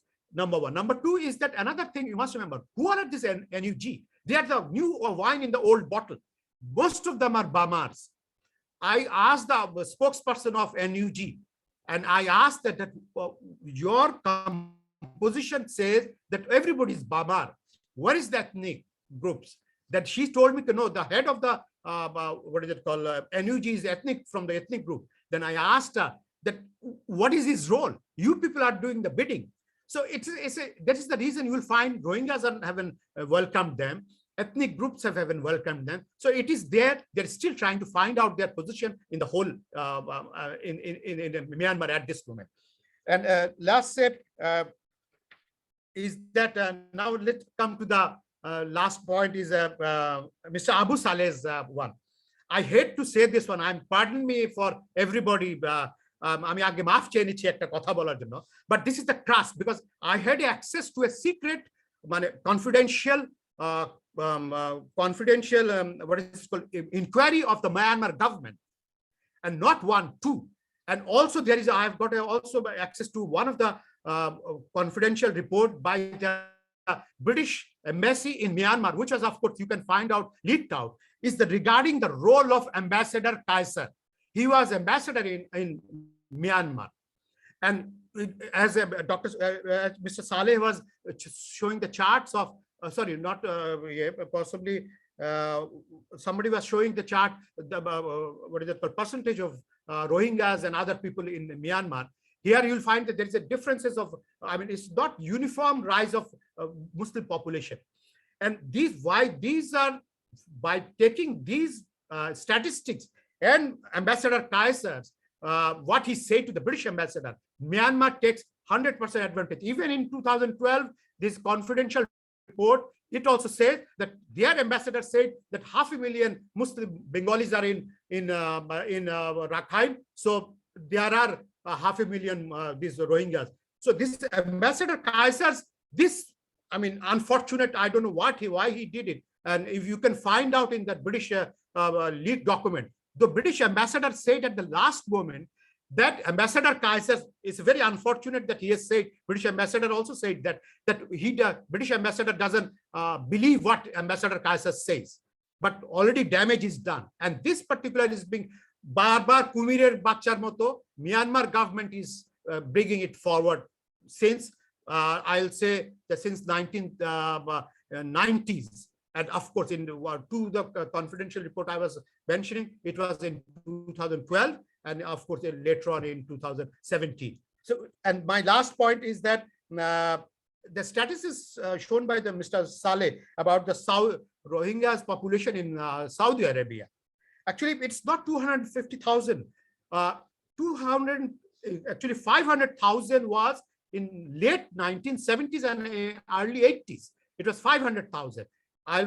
Why out of this one, 250,000 passports were given by Pakistan and 250,000 passports were given by us in late 70s and early 80s.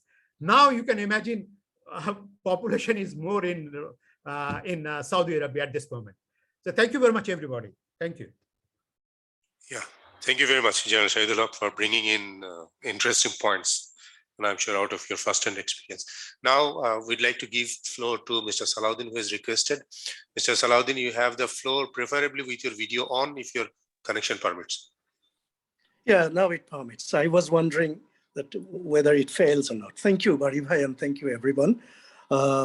This is Salahuddin Ahmed, former member of Bangladesh Energy Regulatory Commission.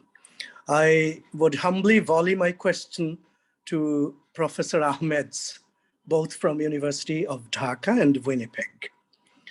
Problems and threats that you mentioned here are only a few, not many indeed.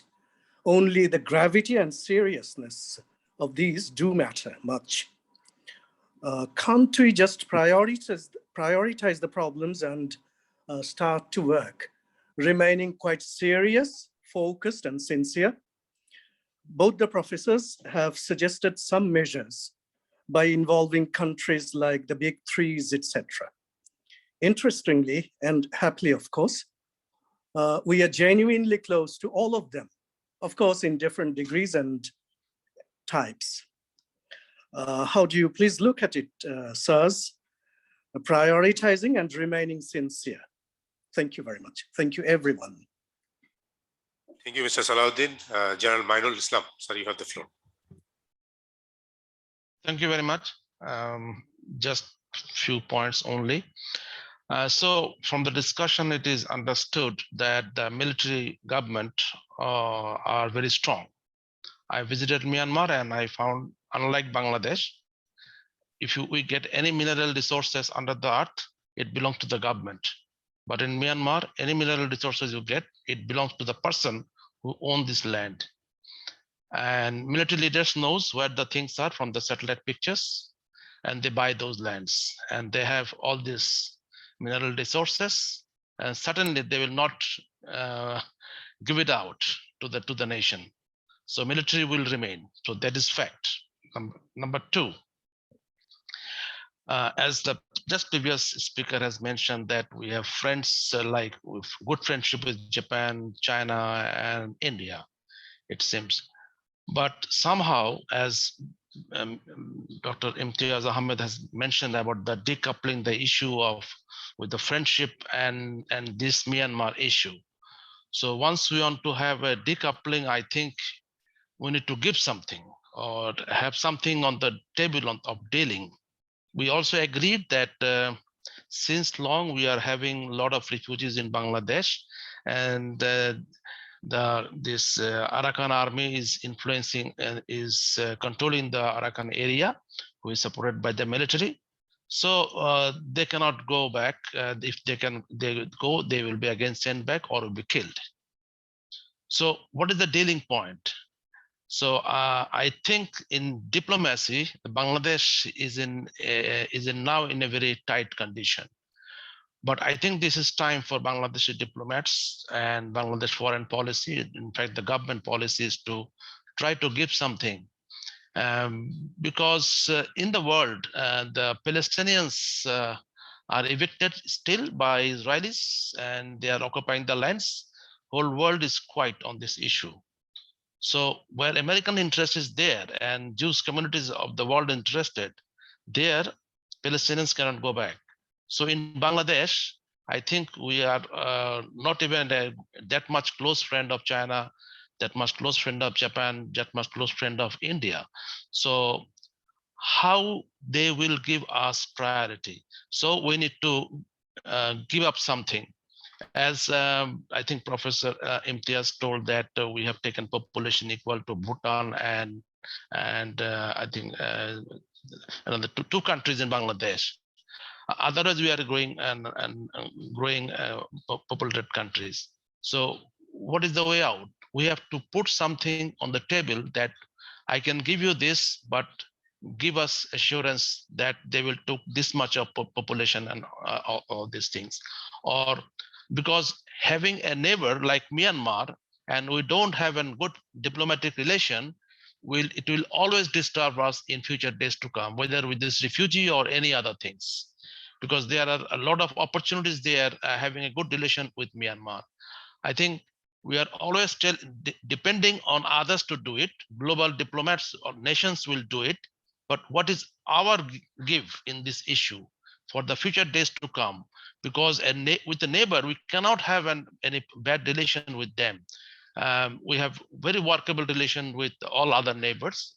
So what our nation's foreign policy should adapt to maintain good relation with Myanmar, what we are going to live, and not depending on always on the missions.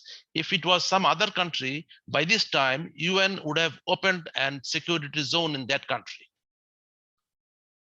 Since it is Myanmar, so they have not opened it. They should have opened it much earlier. These people were coming. Bangladesh was just keeping them just along the border.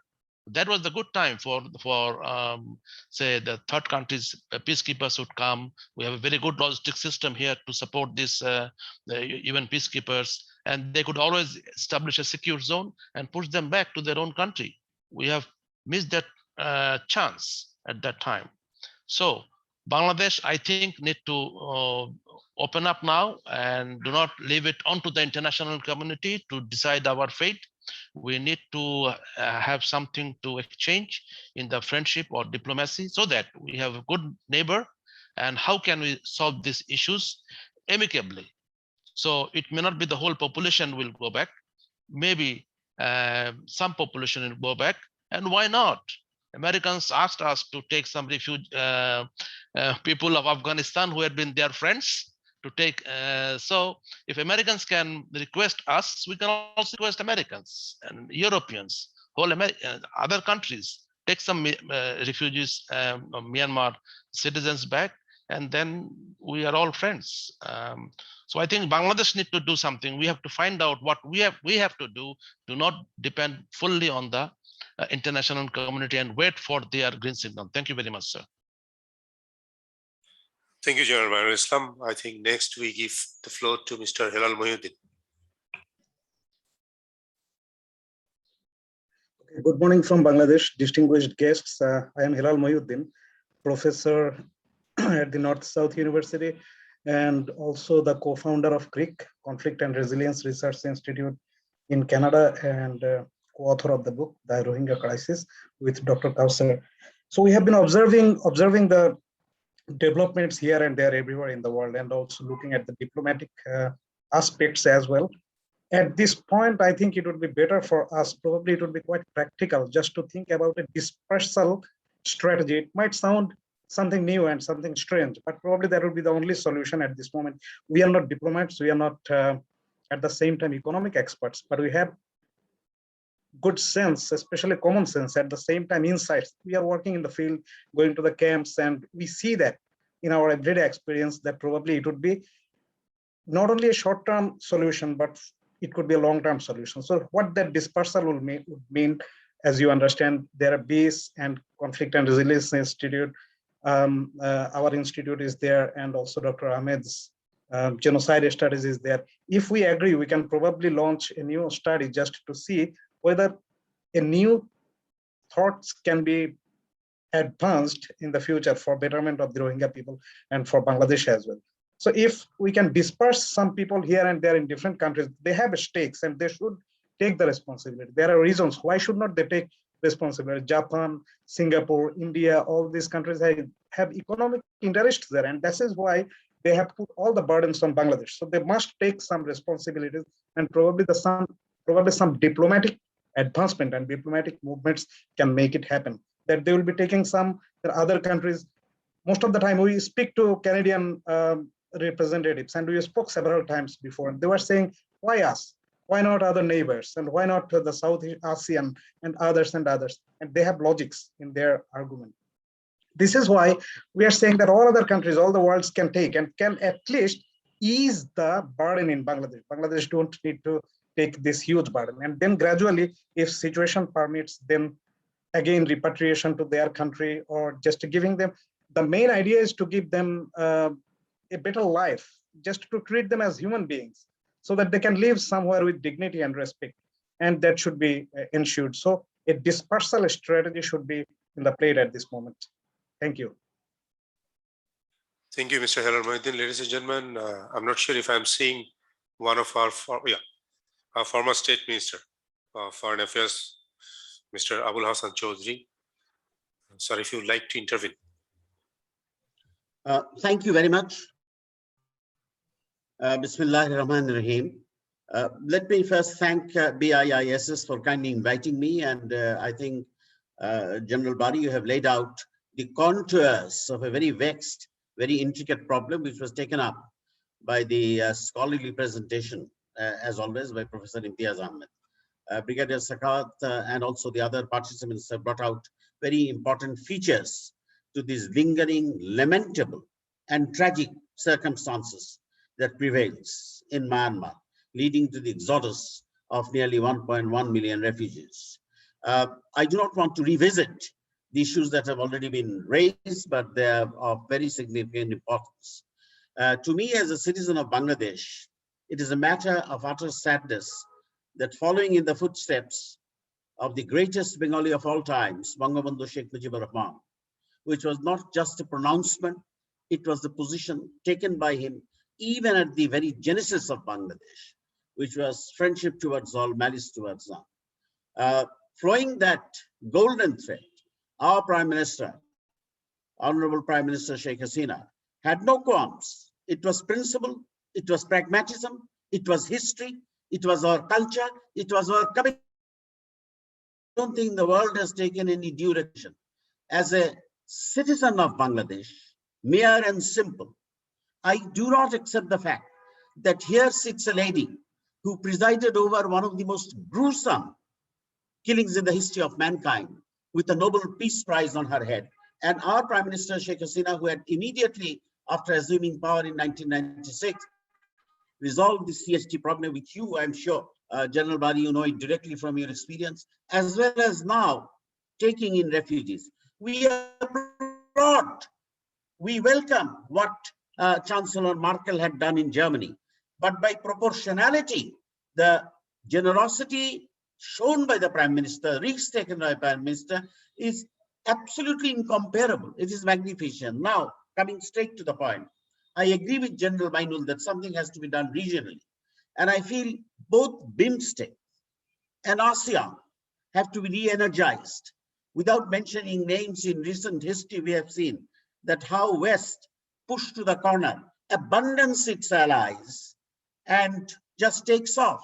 So I'm not casting any aspersion, because that is neither right nor proper on national interest. So I think that Firstly, we should try to make a consensus within the region that we know that China has an interest in BRI. How on earth is that going to be possible with that sort of a tragic uncertainty absolutely close to their borders? How on earth, if this taking in the refugees creates a problem for a country, for Bangladesh, which defying all negativity is now pronounced as one of the finest growing economies in the world. By the grace of Allah, even within the pandemic situation, we have maintained a growth rate of 8%. Goldman Sachs looks at us. The world looks at us. We are no longer the emerging. We have emerged tiger. So is this a situation which is going to be challenged by this exodus? Because that does not remain solely a problem of Bangladesh. If our honorable peacekeepers have done such tremendously well all around the world, and to the acclaim and recognition, to the respect of the world community and the United Nations, it is incumbent on us, I think, and I make a specific proposal that I think perhaps even within the auspices of BIISS, you may think of bringing in senior leaders of ASEAN to highlight the program. Now, one thing happens, that is the focus moves away. Focus certainly has moved away, but because of the tireless efforts of the government, because of the tireless efforts of organizations like BIISS, many of the academicians present here, the focus has not moved away to the extent that one had apprehended before. So, but there is always a time gap in this situation. So I would say that pursuit of diplomacy in the regional level, pursuit on the ASEAN level, and yes, the interest that Malaysia and Indonesia had shown at the beginning seems to have waned a little, but it doesn't mean that it cannot be resurrected. Canada has shown a great understanding of our situation. So I think another worldwide foray into this Rohingya problem has to be resolved. We are a nation who have made the impossible possible. In 71, when the war broke out, there was no dearth of people. There was no dearth of quote unquote academics telling us that what an arduous struggle it will be, if at all it will be possible. It has become possible. And I think with that resolve, not merely resolve, the very economic necessity dictates that there is harmony in this region. And to do that, you're going to have a festering problem of 1.1 million refugees. And no matter how powerful the army of a particular country is, they have their own tribal problems. They have the Shan, they have the Karen, they have the other. So the situation is not quite as unified as we seem to be. They are no Hitlers. So I think that if we come, we resolve to have a push and the process is on, I would say that let's sort of push, drive the blade deeper. Let's make it accelerate the process. And I remain optimistic that given our economic dimensions, and my last conclusion would be that yes, in diplomacy, both force, both persistence, and some sort of incentive has to work. I think a dialogue should be open, that you are Myanmar is also a member of BIMSTEC. There is a lot to be gained, immensely to be gained by a holistic cooperation with Bangladesh, which is on the positive and accelerated trajectory in economic development. Must this not be forcibly brought to the attention of Myanmar? With this question, I once again renew my thanks, and I have been greatly benefited by listening to the learned discourse of many of your participants, who I thank all of them. Thank you very much. Yeah. Thank you, Mr. Abul Hasan Chaudhry. I think ADG Rab wants to intervene. You have the floor if you want.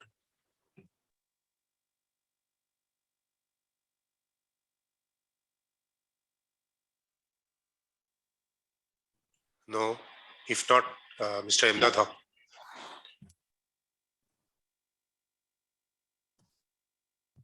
Thank you very much. My name is Emdad Haq. I'm a professor at the University of Manitoba, Canada.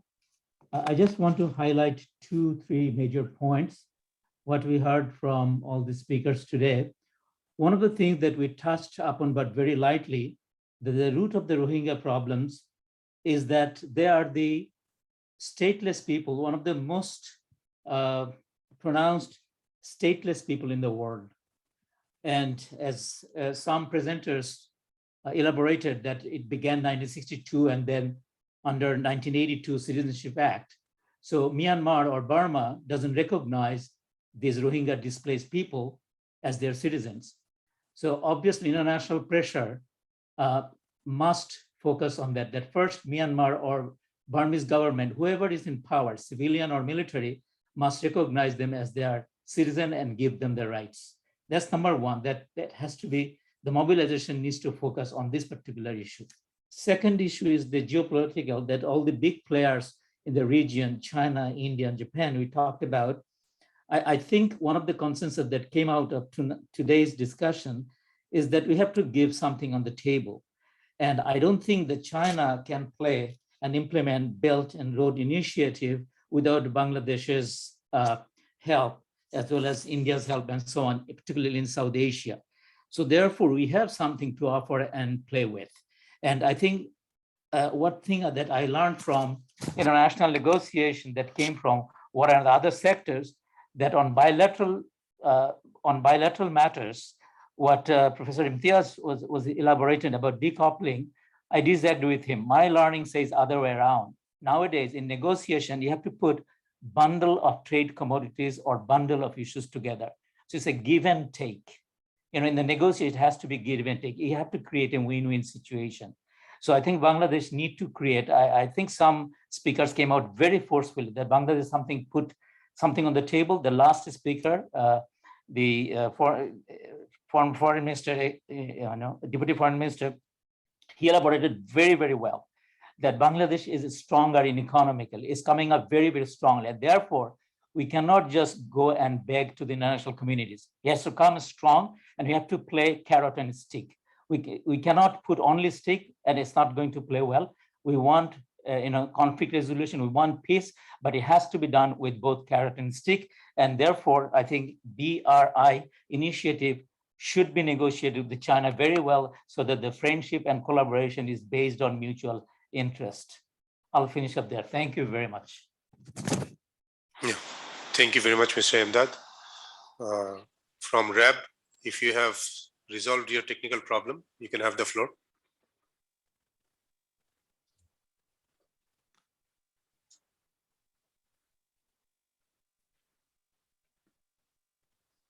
If you're speaking, we cannot hear you.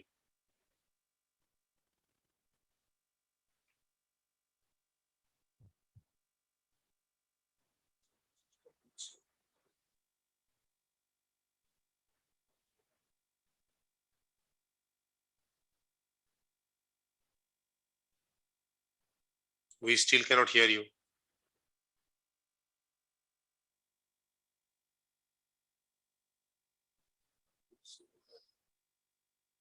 We can see your hand raised, but we cannot hear your voice.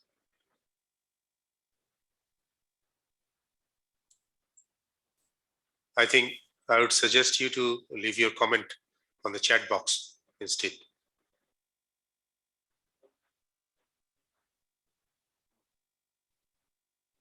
Okay, is it okay that we are passing you over? Okay, ladies and gentlemen, I think before concluding, we'll go back to our speakers today. We'll give them a round of chance. The points that came up from the House is really very interesting. Although most of them adds to the existing bleakness, but some of them also manifest the need for stronger resolve. I think we'll start with Professor Imtiaz. Sir, you have the floor. Thank you. Thank you very much. Couple of things. I'll just limit myself to 5 issues.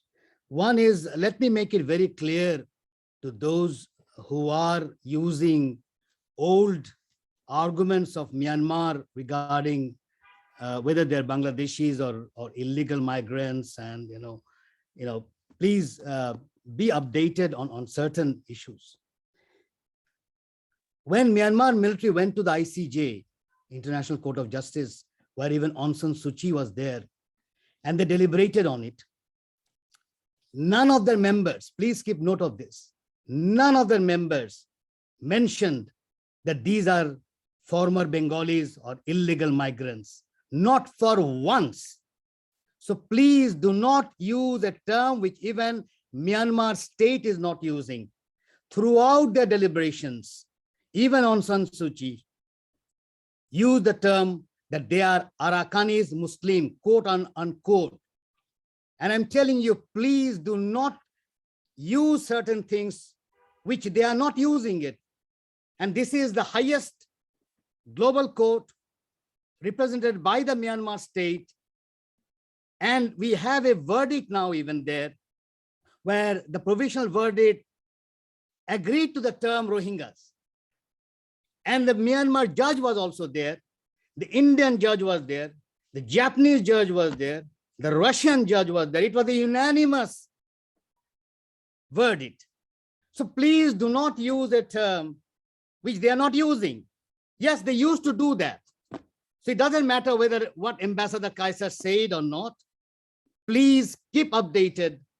It is the term that they're using, Arakanese Muslim. Yes, they are not using the Rohingyas, but they are using the Arakanese Muslims. And let's stick to that. Since they're using Arakanese Muslim, that means they have come from Arakan.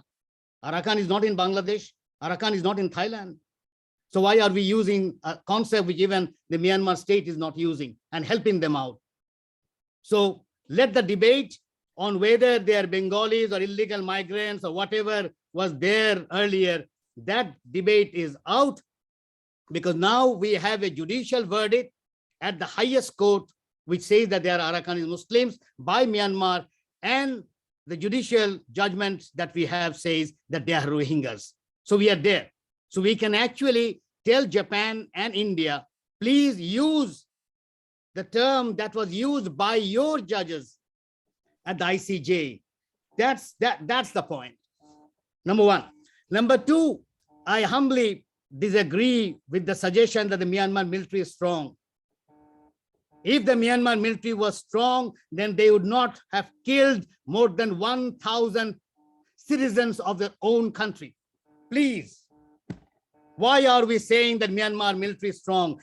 If you are strong, you don't have to kill people. You kill people when you're weak. This is simple IR or simple political science.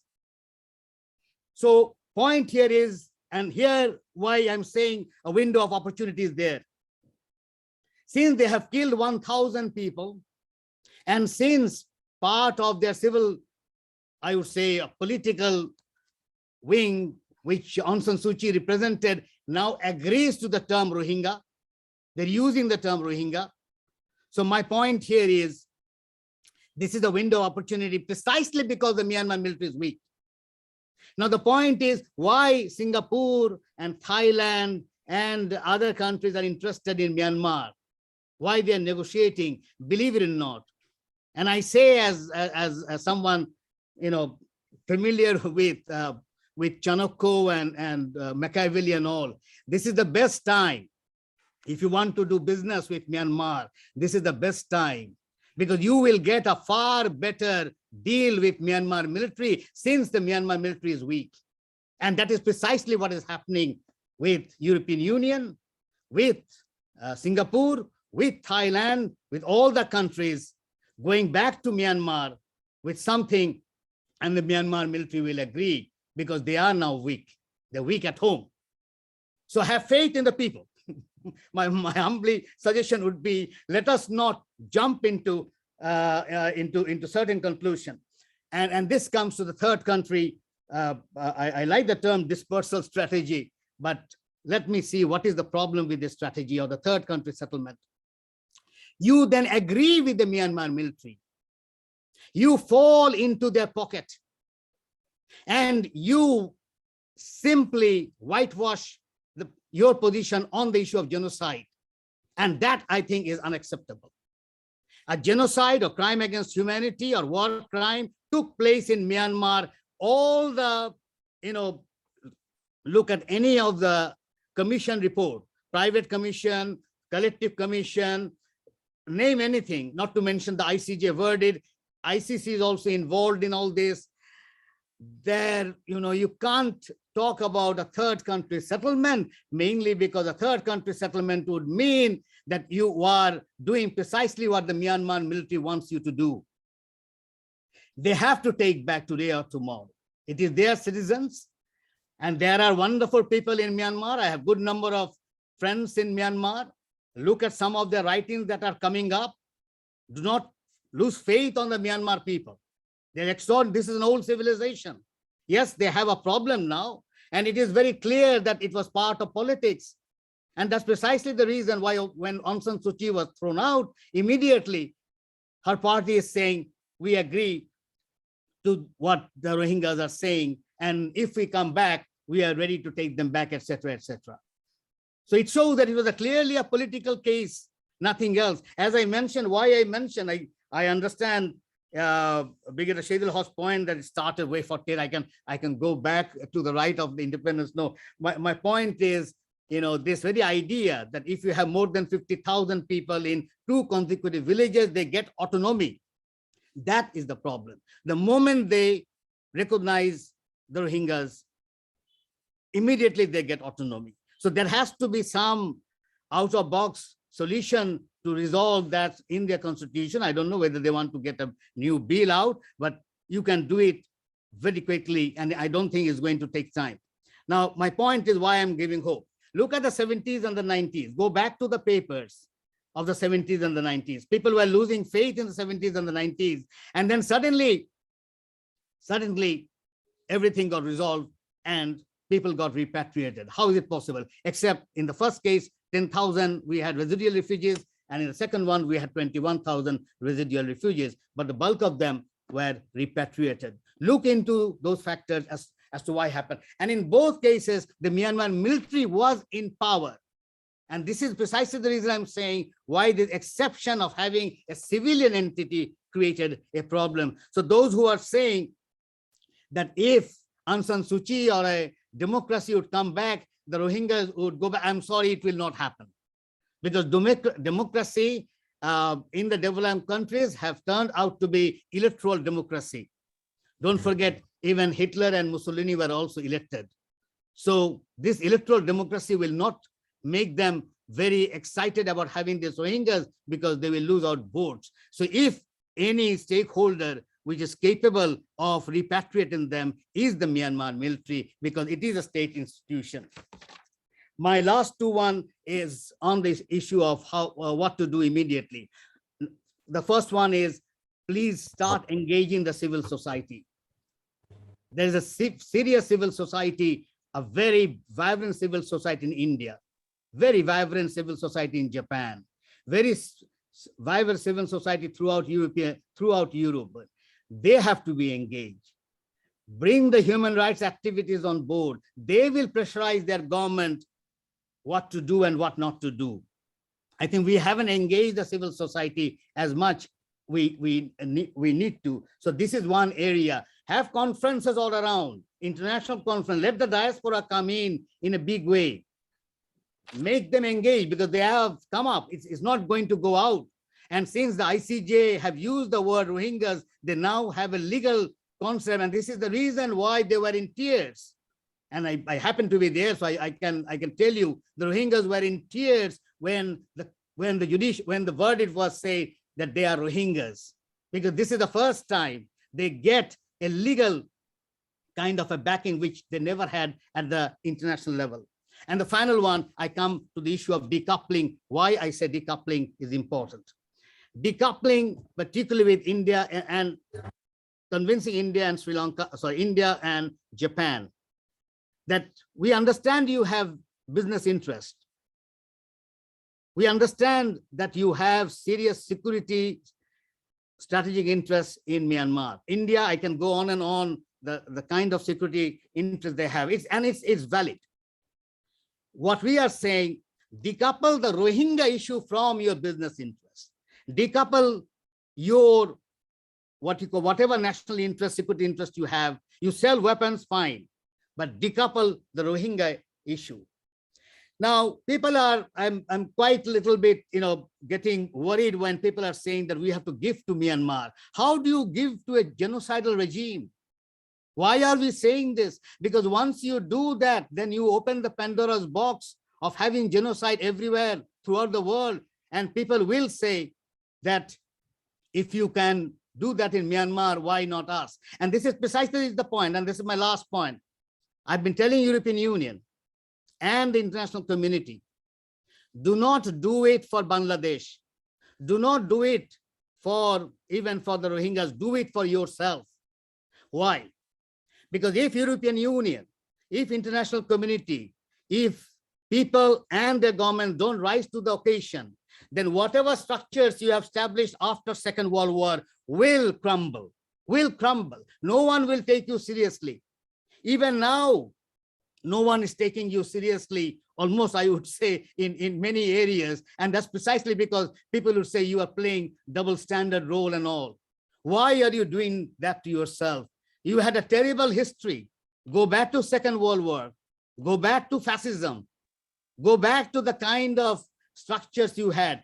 But then after Second World War, you create a structure on the issue of genocide, on the issue of ethnic cleansing, R2P, all the structures, they will crumble if you do not put pressure on Myanmar to do the needful. I think the right time is now, given that they're very weak in Myanmar, inside the Myanmar state, Myanmar military is very weak inside. This is the time to negotiate and negotiate in an interesting way so that even the Myanmar people would get hope. I have all my faith in the young people of Myanmar, believe it or not. I have seen them, I've traveled Myanmar, and I will tell you, they are just like us. They're just like the rest of the world. They would also want a humble kind of a solution. Thank you very much. Thank you, Dr. Imtiaz. Dr. Kawser, you want to? I would thank you, sir. Thank you so much. I would just want to start from Dr. Imtiaz's last comment. This is the time, actually, and this is also my hypothesis. And there are certain reasons I wanted to share today with you folks that first off, as Professor Imtiaz mentioned, that I do strongly believe in people's power and movement.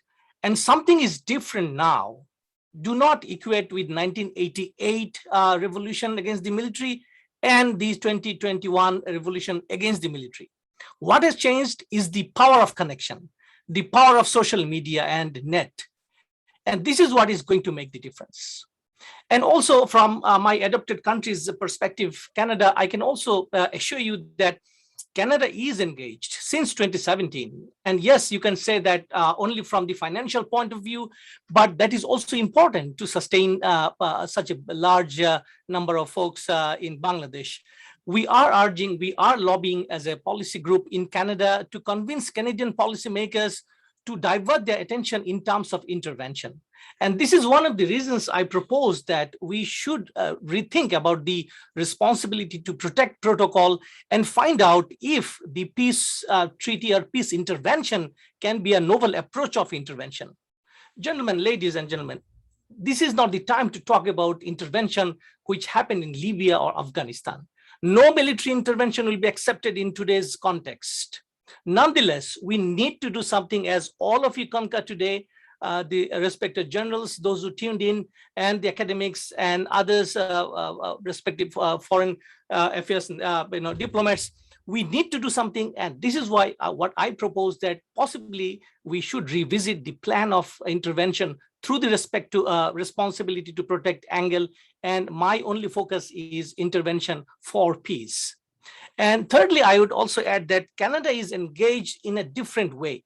As you might be aware that Canada is also sponsoring countries beside Netherlands to support logistically the ICJ case and supporting Bangladesh.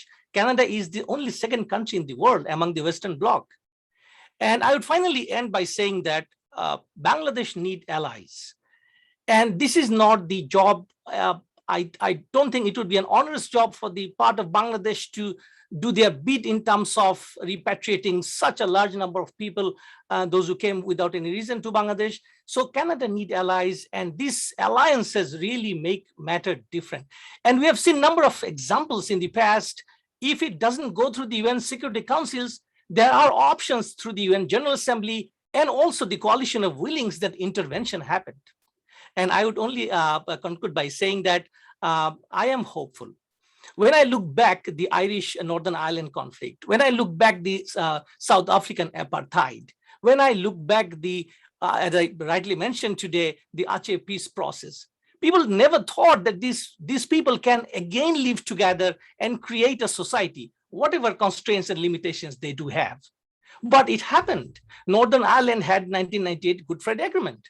And this is why I strongly believe, Professor Imtiaz, that there are things to be done, and we should not lose hope into the horizon of intervention in a very different way. And with this, I will leave today. And once again, thank you very much, the Director General, for giving me the opportunity to clarify some of the points. Thank you. Honorable Chair, may I have a very quick word? Very quick word. I absolutely wholeheartedly applaud the suggestion of track 2 diplomacy. Thank you very much for giving me the floor again. I would like to see Canada play the role that Bahrain did in bringing together warring parties in Exactly, Afghanistan. sir. Exactly. And I think this incentive can be done because our Honorable Prime Minister Sheikh Hasina has not only brought about an image of Bangladesh, which is one of not just popularity, but of respect. So I think Professor Imtiaz makes a very good suggestion. Let's work on it. On the specific, let us approach Canada. And that probably can be done even through BIISS to have a track 2 diplomacy, giving it a shape, an institutional shape by bringing in the Canadian intervention. Thank you, sir. Thank you very much for giving the floor. Thank you, sir. Thank you, sir. Sir, if I may just quickly add one thing, I just forgot that this is already happening. And thank you for bringing Mr. Abul Hassan Chowdhury, the track 2 diplomacy.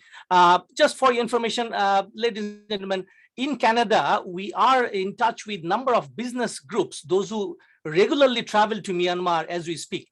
And they do have a channel of discussion with the Myanmar General, and especially in my city, there is a group I always remain in touch. So this is what exactly we are trying to propose, that we should not lose hope of intervention through track 2 and track 2.5 even intervention, which might end result. Thank you so much. Yeah, thank you very much. Yusuf. Thank you, sir. So I have just 2 simple points. One is regarding the historic data and narrative. I think the narratives developed by some of the Myanmar historians is getting response from some of the Western historians is challenging their narratives that about the demography of the Rohingya community. But I think since we are trying, our focus is to resolve the issue diplomatically. Therefore, though it is a real political world, but at the same time, we need to focus on the narratives also, and factually how things happened in historically to respond to the Myanmar's narratives. The second point I want to say regarding the regime type and Rohingya repatriation.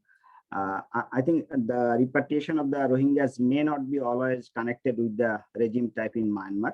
Particularly if we consider though Myanmar military is in full control of the country, but at the same time, if we consider the recent developments, how domestic politics of Myanmar is evolving, at the same time how international community is connected with Myanmar, and it is also argued that targeted sanctions applied by the USA is sometimes also raising concern in Myanmar regime. So Myanmar's military regime may be in power, but at the same time, it would be difficult for them to deny the internal and external pressure regarding the human rights issues always. Thank you, sir. Thank you all. Yeah, thank you, ladies and gentlemen. I think we should conclude our open forum here. Back to you, Kawser. Thank you, sir. Ladies and gentlemen, thank you for being with us. Now, let us have the privilege to welcome His Excellency, the High Commissioner of Bangladesh in Ottawa, Dr. Khalil Rahman. Thank you, sir, for patiently waiting in the wings, and you have endured all of our talks. So now floor is yours, sir, for your concluding remarks. Thank you, Dr. Kawser. I'm very pleased to be with you today, and I listened with keen interest to all the distinguished speakers and those who have intervened. It has been fascinating for me. I have been in this kind of session a couple of times, and it is always learning for me. Having said that, I must thank BIISS and its Director General Bari, Colonel Maksud, and other colleagues, including Yusuf and others, for partnering with the Bangabandhu Center for Bangladesh Studies in Canada in organizing this webinar. I guess perhaps most of our distinguished participants are not aware that this is a joint webinar organized by the BIISS and Bangabandhu Center for Bangladesh Studies. I think Dr. Kawser, being one of the speakers, could not highlight this quite enough, but I must say, as chief patron of the center, which I established within 3 months of my coming to Canada, with support from Dr. Kawser and others. And I think today's webinar basically was meant to discuss about a very specific component of a study that Bangabandhu Center for Bangladesh Studies is pioneering. That is, we are basically, I heard all of you, basically this kind of session is always very good to know all aspects of the crisis. But today's webinar was basically to discuss about one very specific component of an impact study of Rohingya crisis on Bangladesh. We have identified 5 components: social, economic, environmental, health, and security. So we are basically partnering with BIISS to really work together in the security component. And while I'm very happy to be with you and to listen to all of you, especially Professor Imtiaz is always fascinating to me, but also be disappointed that, the whole webinar, I think we have spent more than 2 hours time, not really focused a lot on the security implications of the crisis. Canada's name came on a number of occasions. Yes, when I came here, everybody was telling me, the MPs, senators, these officials, oh, Canada is helping Bangladesh so much in Rohingya issue. But yes, we appreciate that, but what you are doing, you have 4 focused areas of support, and your support mainly focusing on one very specific aspect. Now we are talking about ICJ, yes, to some extent, but not to the extent we want them to support us. Basically, Canadian support has been to retain the Rohingyas in Bangladesh. And like the EU, like almost all the developed countries, to integrate the Rohingyas in Bangladesh. So that is not a solution to the Rohingya crisis. Not at all. So that's when and why I started to talking to Canadians that, look, we appreciate your support.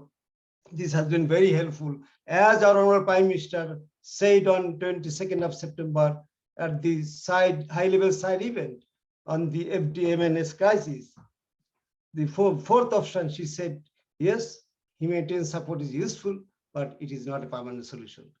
So this is why exactly Canada and most developed countries are focusing. They are really not focusing on the real solution of the crisis. And I really expected this webinar really focus on this very specific aspect. Given my experience as a diplomat since my very early days, when Honorable former State Minister Abul Hassan Sudhir was my State Minister, I was posted in Delhi. I served under Ambassador Farid Subar and Shafi Sami. In the subsequent years, everybody, told me, I heard what India wants from Bangladesh. They want transit, they want gas, and they'd be very happy if you can do this. But I always believed and knew that no, it is the security guarantee that India needed most. And exactly this is the language, not only India, the West in particular understands better. That's why we really want to show with empirical studies, with findings, with evidence that what are the security implications, not only for Bangladesh, but for the region, but for the whole world, including Canada. And that is when and how the West will understand that this crisis needs to be, I think, resolved. There should be a secure, sustainable, safe solution for these helpless people. So my take is that this webinar will be also having the webinar for other components, how the environment is being impacted by the crisis, and Canada has a huge interest in this thing. And I just like you all, the very renowned, very experienced experts in these areas, that how the security implications for this crisis can be projected in a way that the government and the whole world can have a policy brief to really advocate that why this issue should be resolved. It is not only in the interest of Bangladesh, it is in the interest of the region, it is in the interest of the whole world. We talked a lot about this, economic areas, BRI, Chinese, Japanese, Singaporean investment. Everybody's investment. Even Canada invested in Myanmar when this crisis was going on. Like all EU countries, like all developed countries. They were stopped in investing in Myanmar. Basically, they empowered the army regime in Myanmar by investing in Myanmar while the crisis was going on. Still, I think they are investing. We really want to show the world with our findings that investing in Myanmar, not taking action for the safe and sustainable repatriation of the refugee as early as possible, nobody is safe. So I really like you all to really join our study and come up with the genuine evidence-based information that can be used not only by the Bangladesh policymaker, but by the whole world, that we really need to do something to resolve this crisis. So I once again like to thank you all for coming over, and BISS has done a great job. I'm very happy because BISS is kind of a part of the Foreign Office. When I basically proposed this idea that we must have a study on the impact of Rohingya crisis on Bangladesh, the Honorable Foreign Minister and the Foreign Secretary, they grabbed it, and then they connected me with the BISS. And I'm very grateful to General Bari, Colonel Maksud, our researcher Yusuf and others, that they came forward and they are with us, and BCBS will be with you to have this study done. And I like to inform you that when I proposed to Canadian government, Global Affairs, that we are going to do this and you should partner with us, they also very much appreciated the idea. And that is how I think, as we have all said here, that how and why we need to involve Canada. Canada is still a very important, donor for the Rohingya issue. Even for the last next 3 years, they have budgeted 338.4 million Canadian dollar for earmark for this crisis. And I think we can get some additional resources to have this study. And we like you to join us in really developing the protocol for the security component. And whenever possible, we would also like you to join us in developing the protocol for other component for this impact assessment study. So it is, I think, morning here. So I just wish you all the best, and good morning from Canada. I have to travel to Vancouver just in the morning. So once again, I thank you all for being with us, and I'm very happy to be with you all and to have listened to all of you. It's excellent for me, very good learning for me, fascinating. Thank you, sir.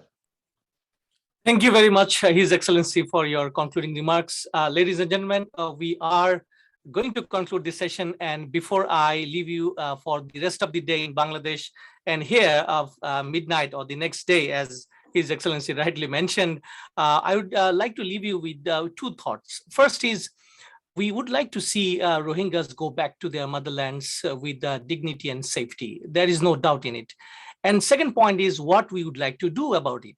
And as Bangladesh and from Canada, how the alliance would look like for the intervention, that remains pretty wide open.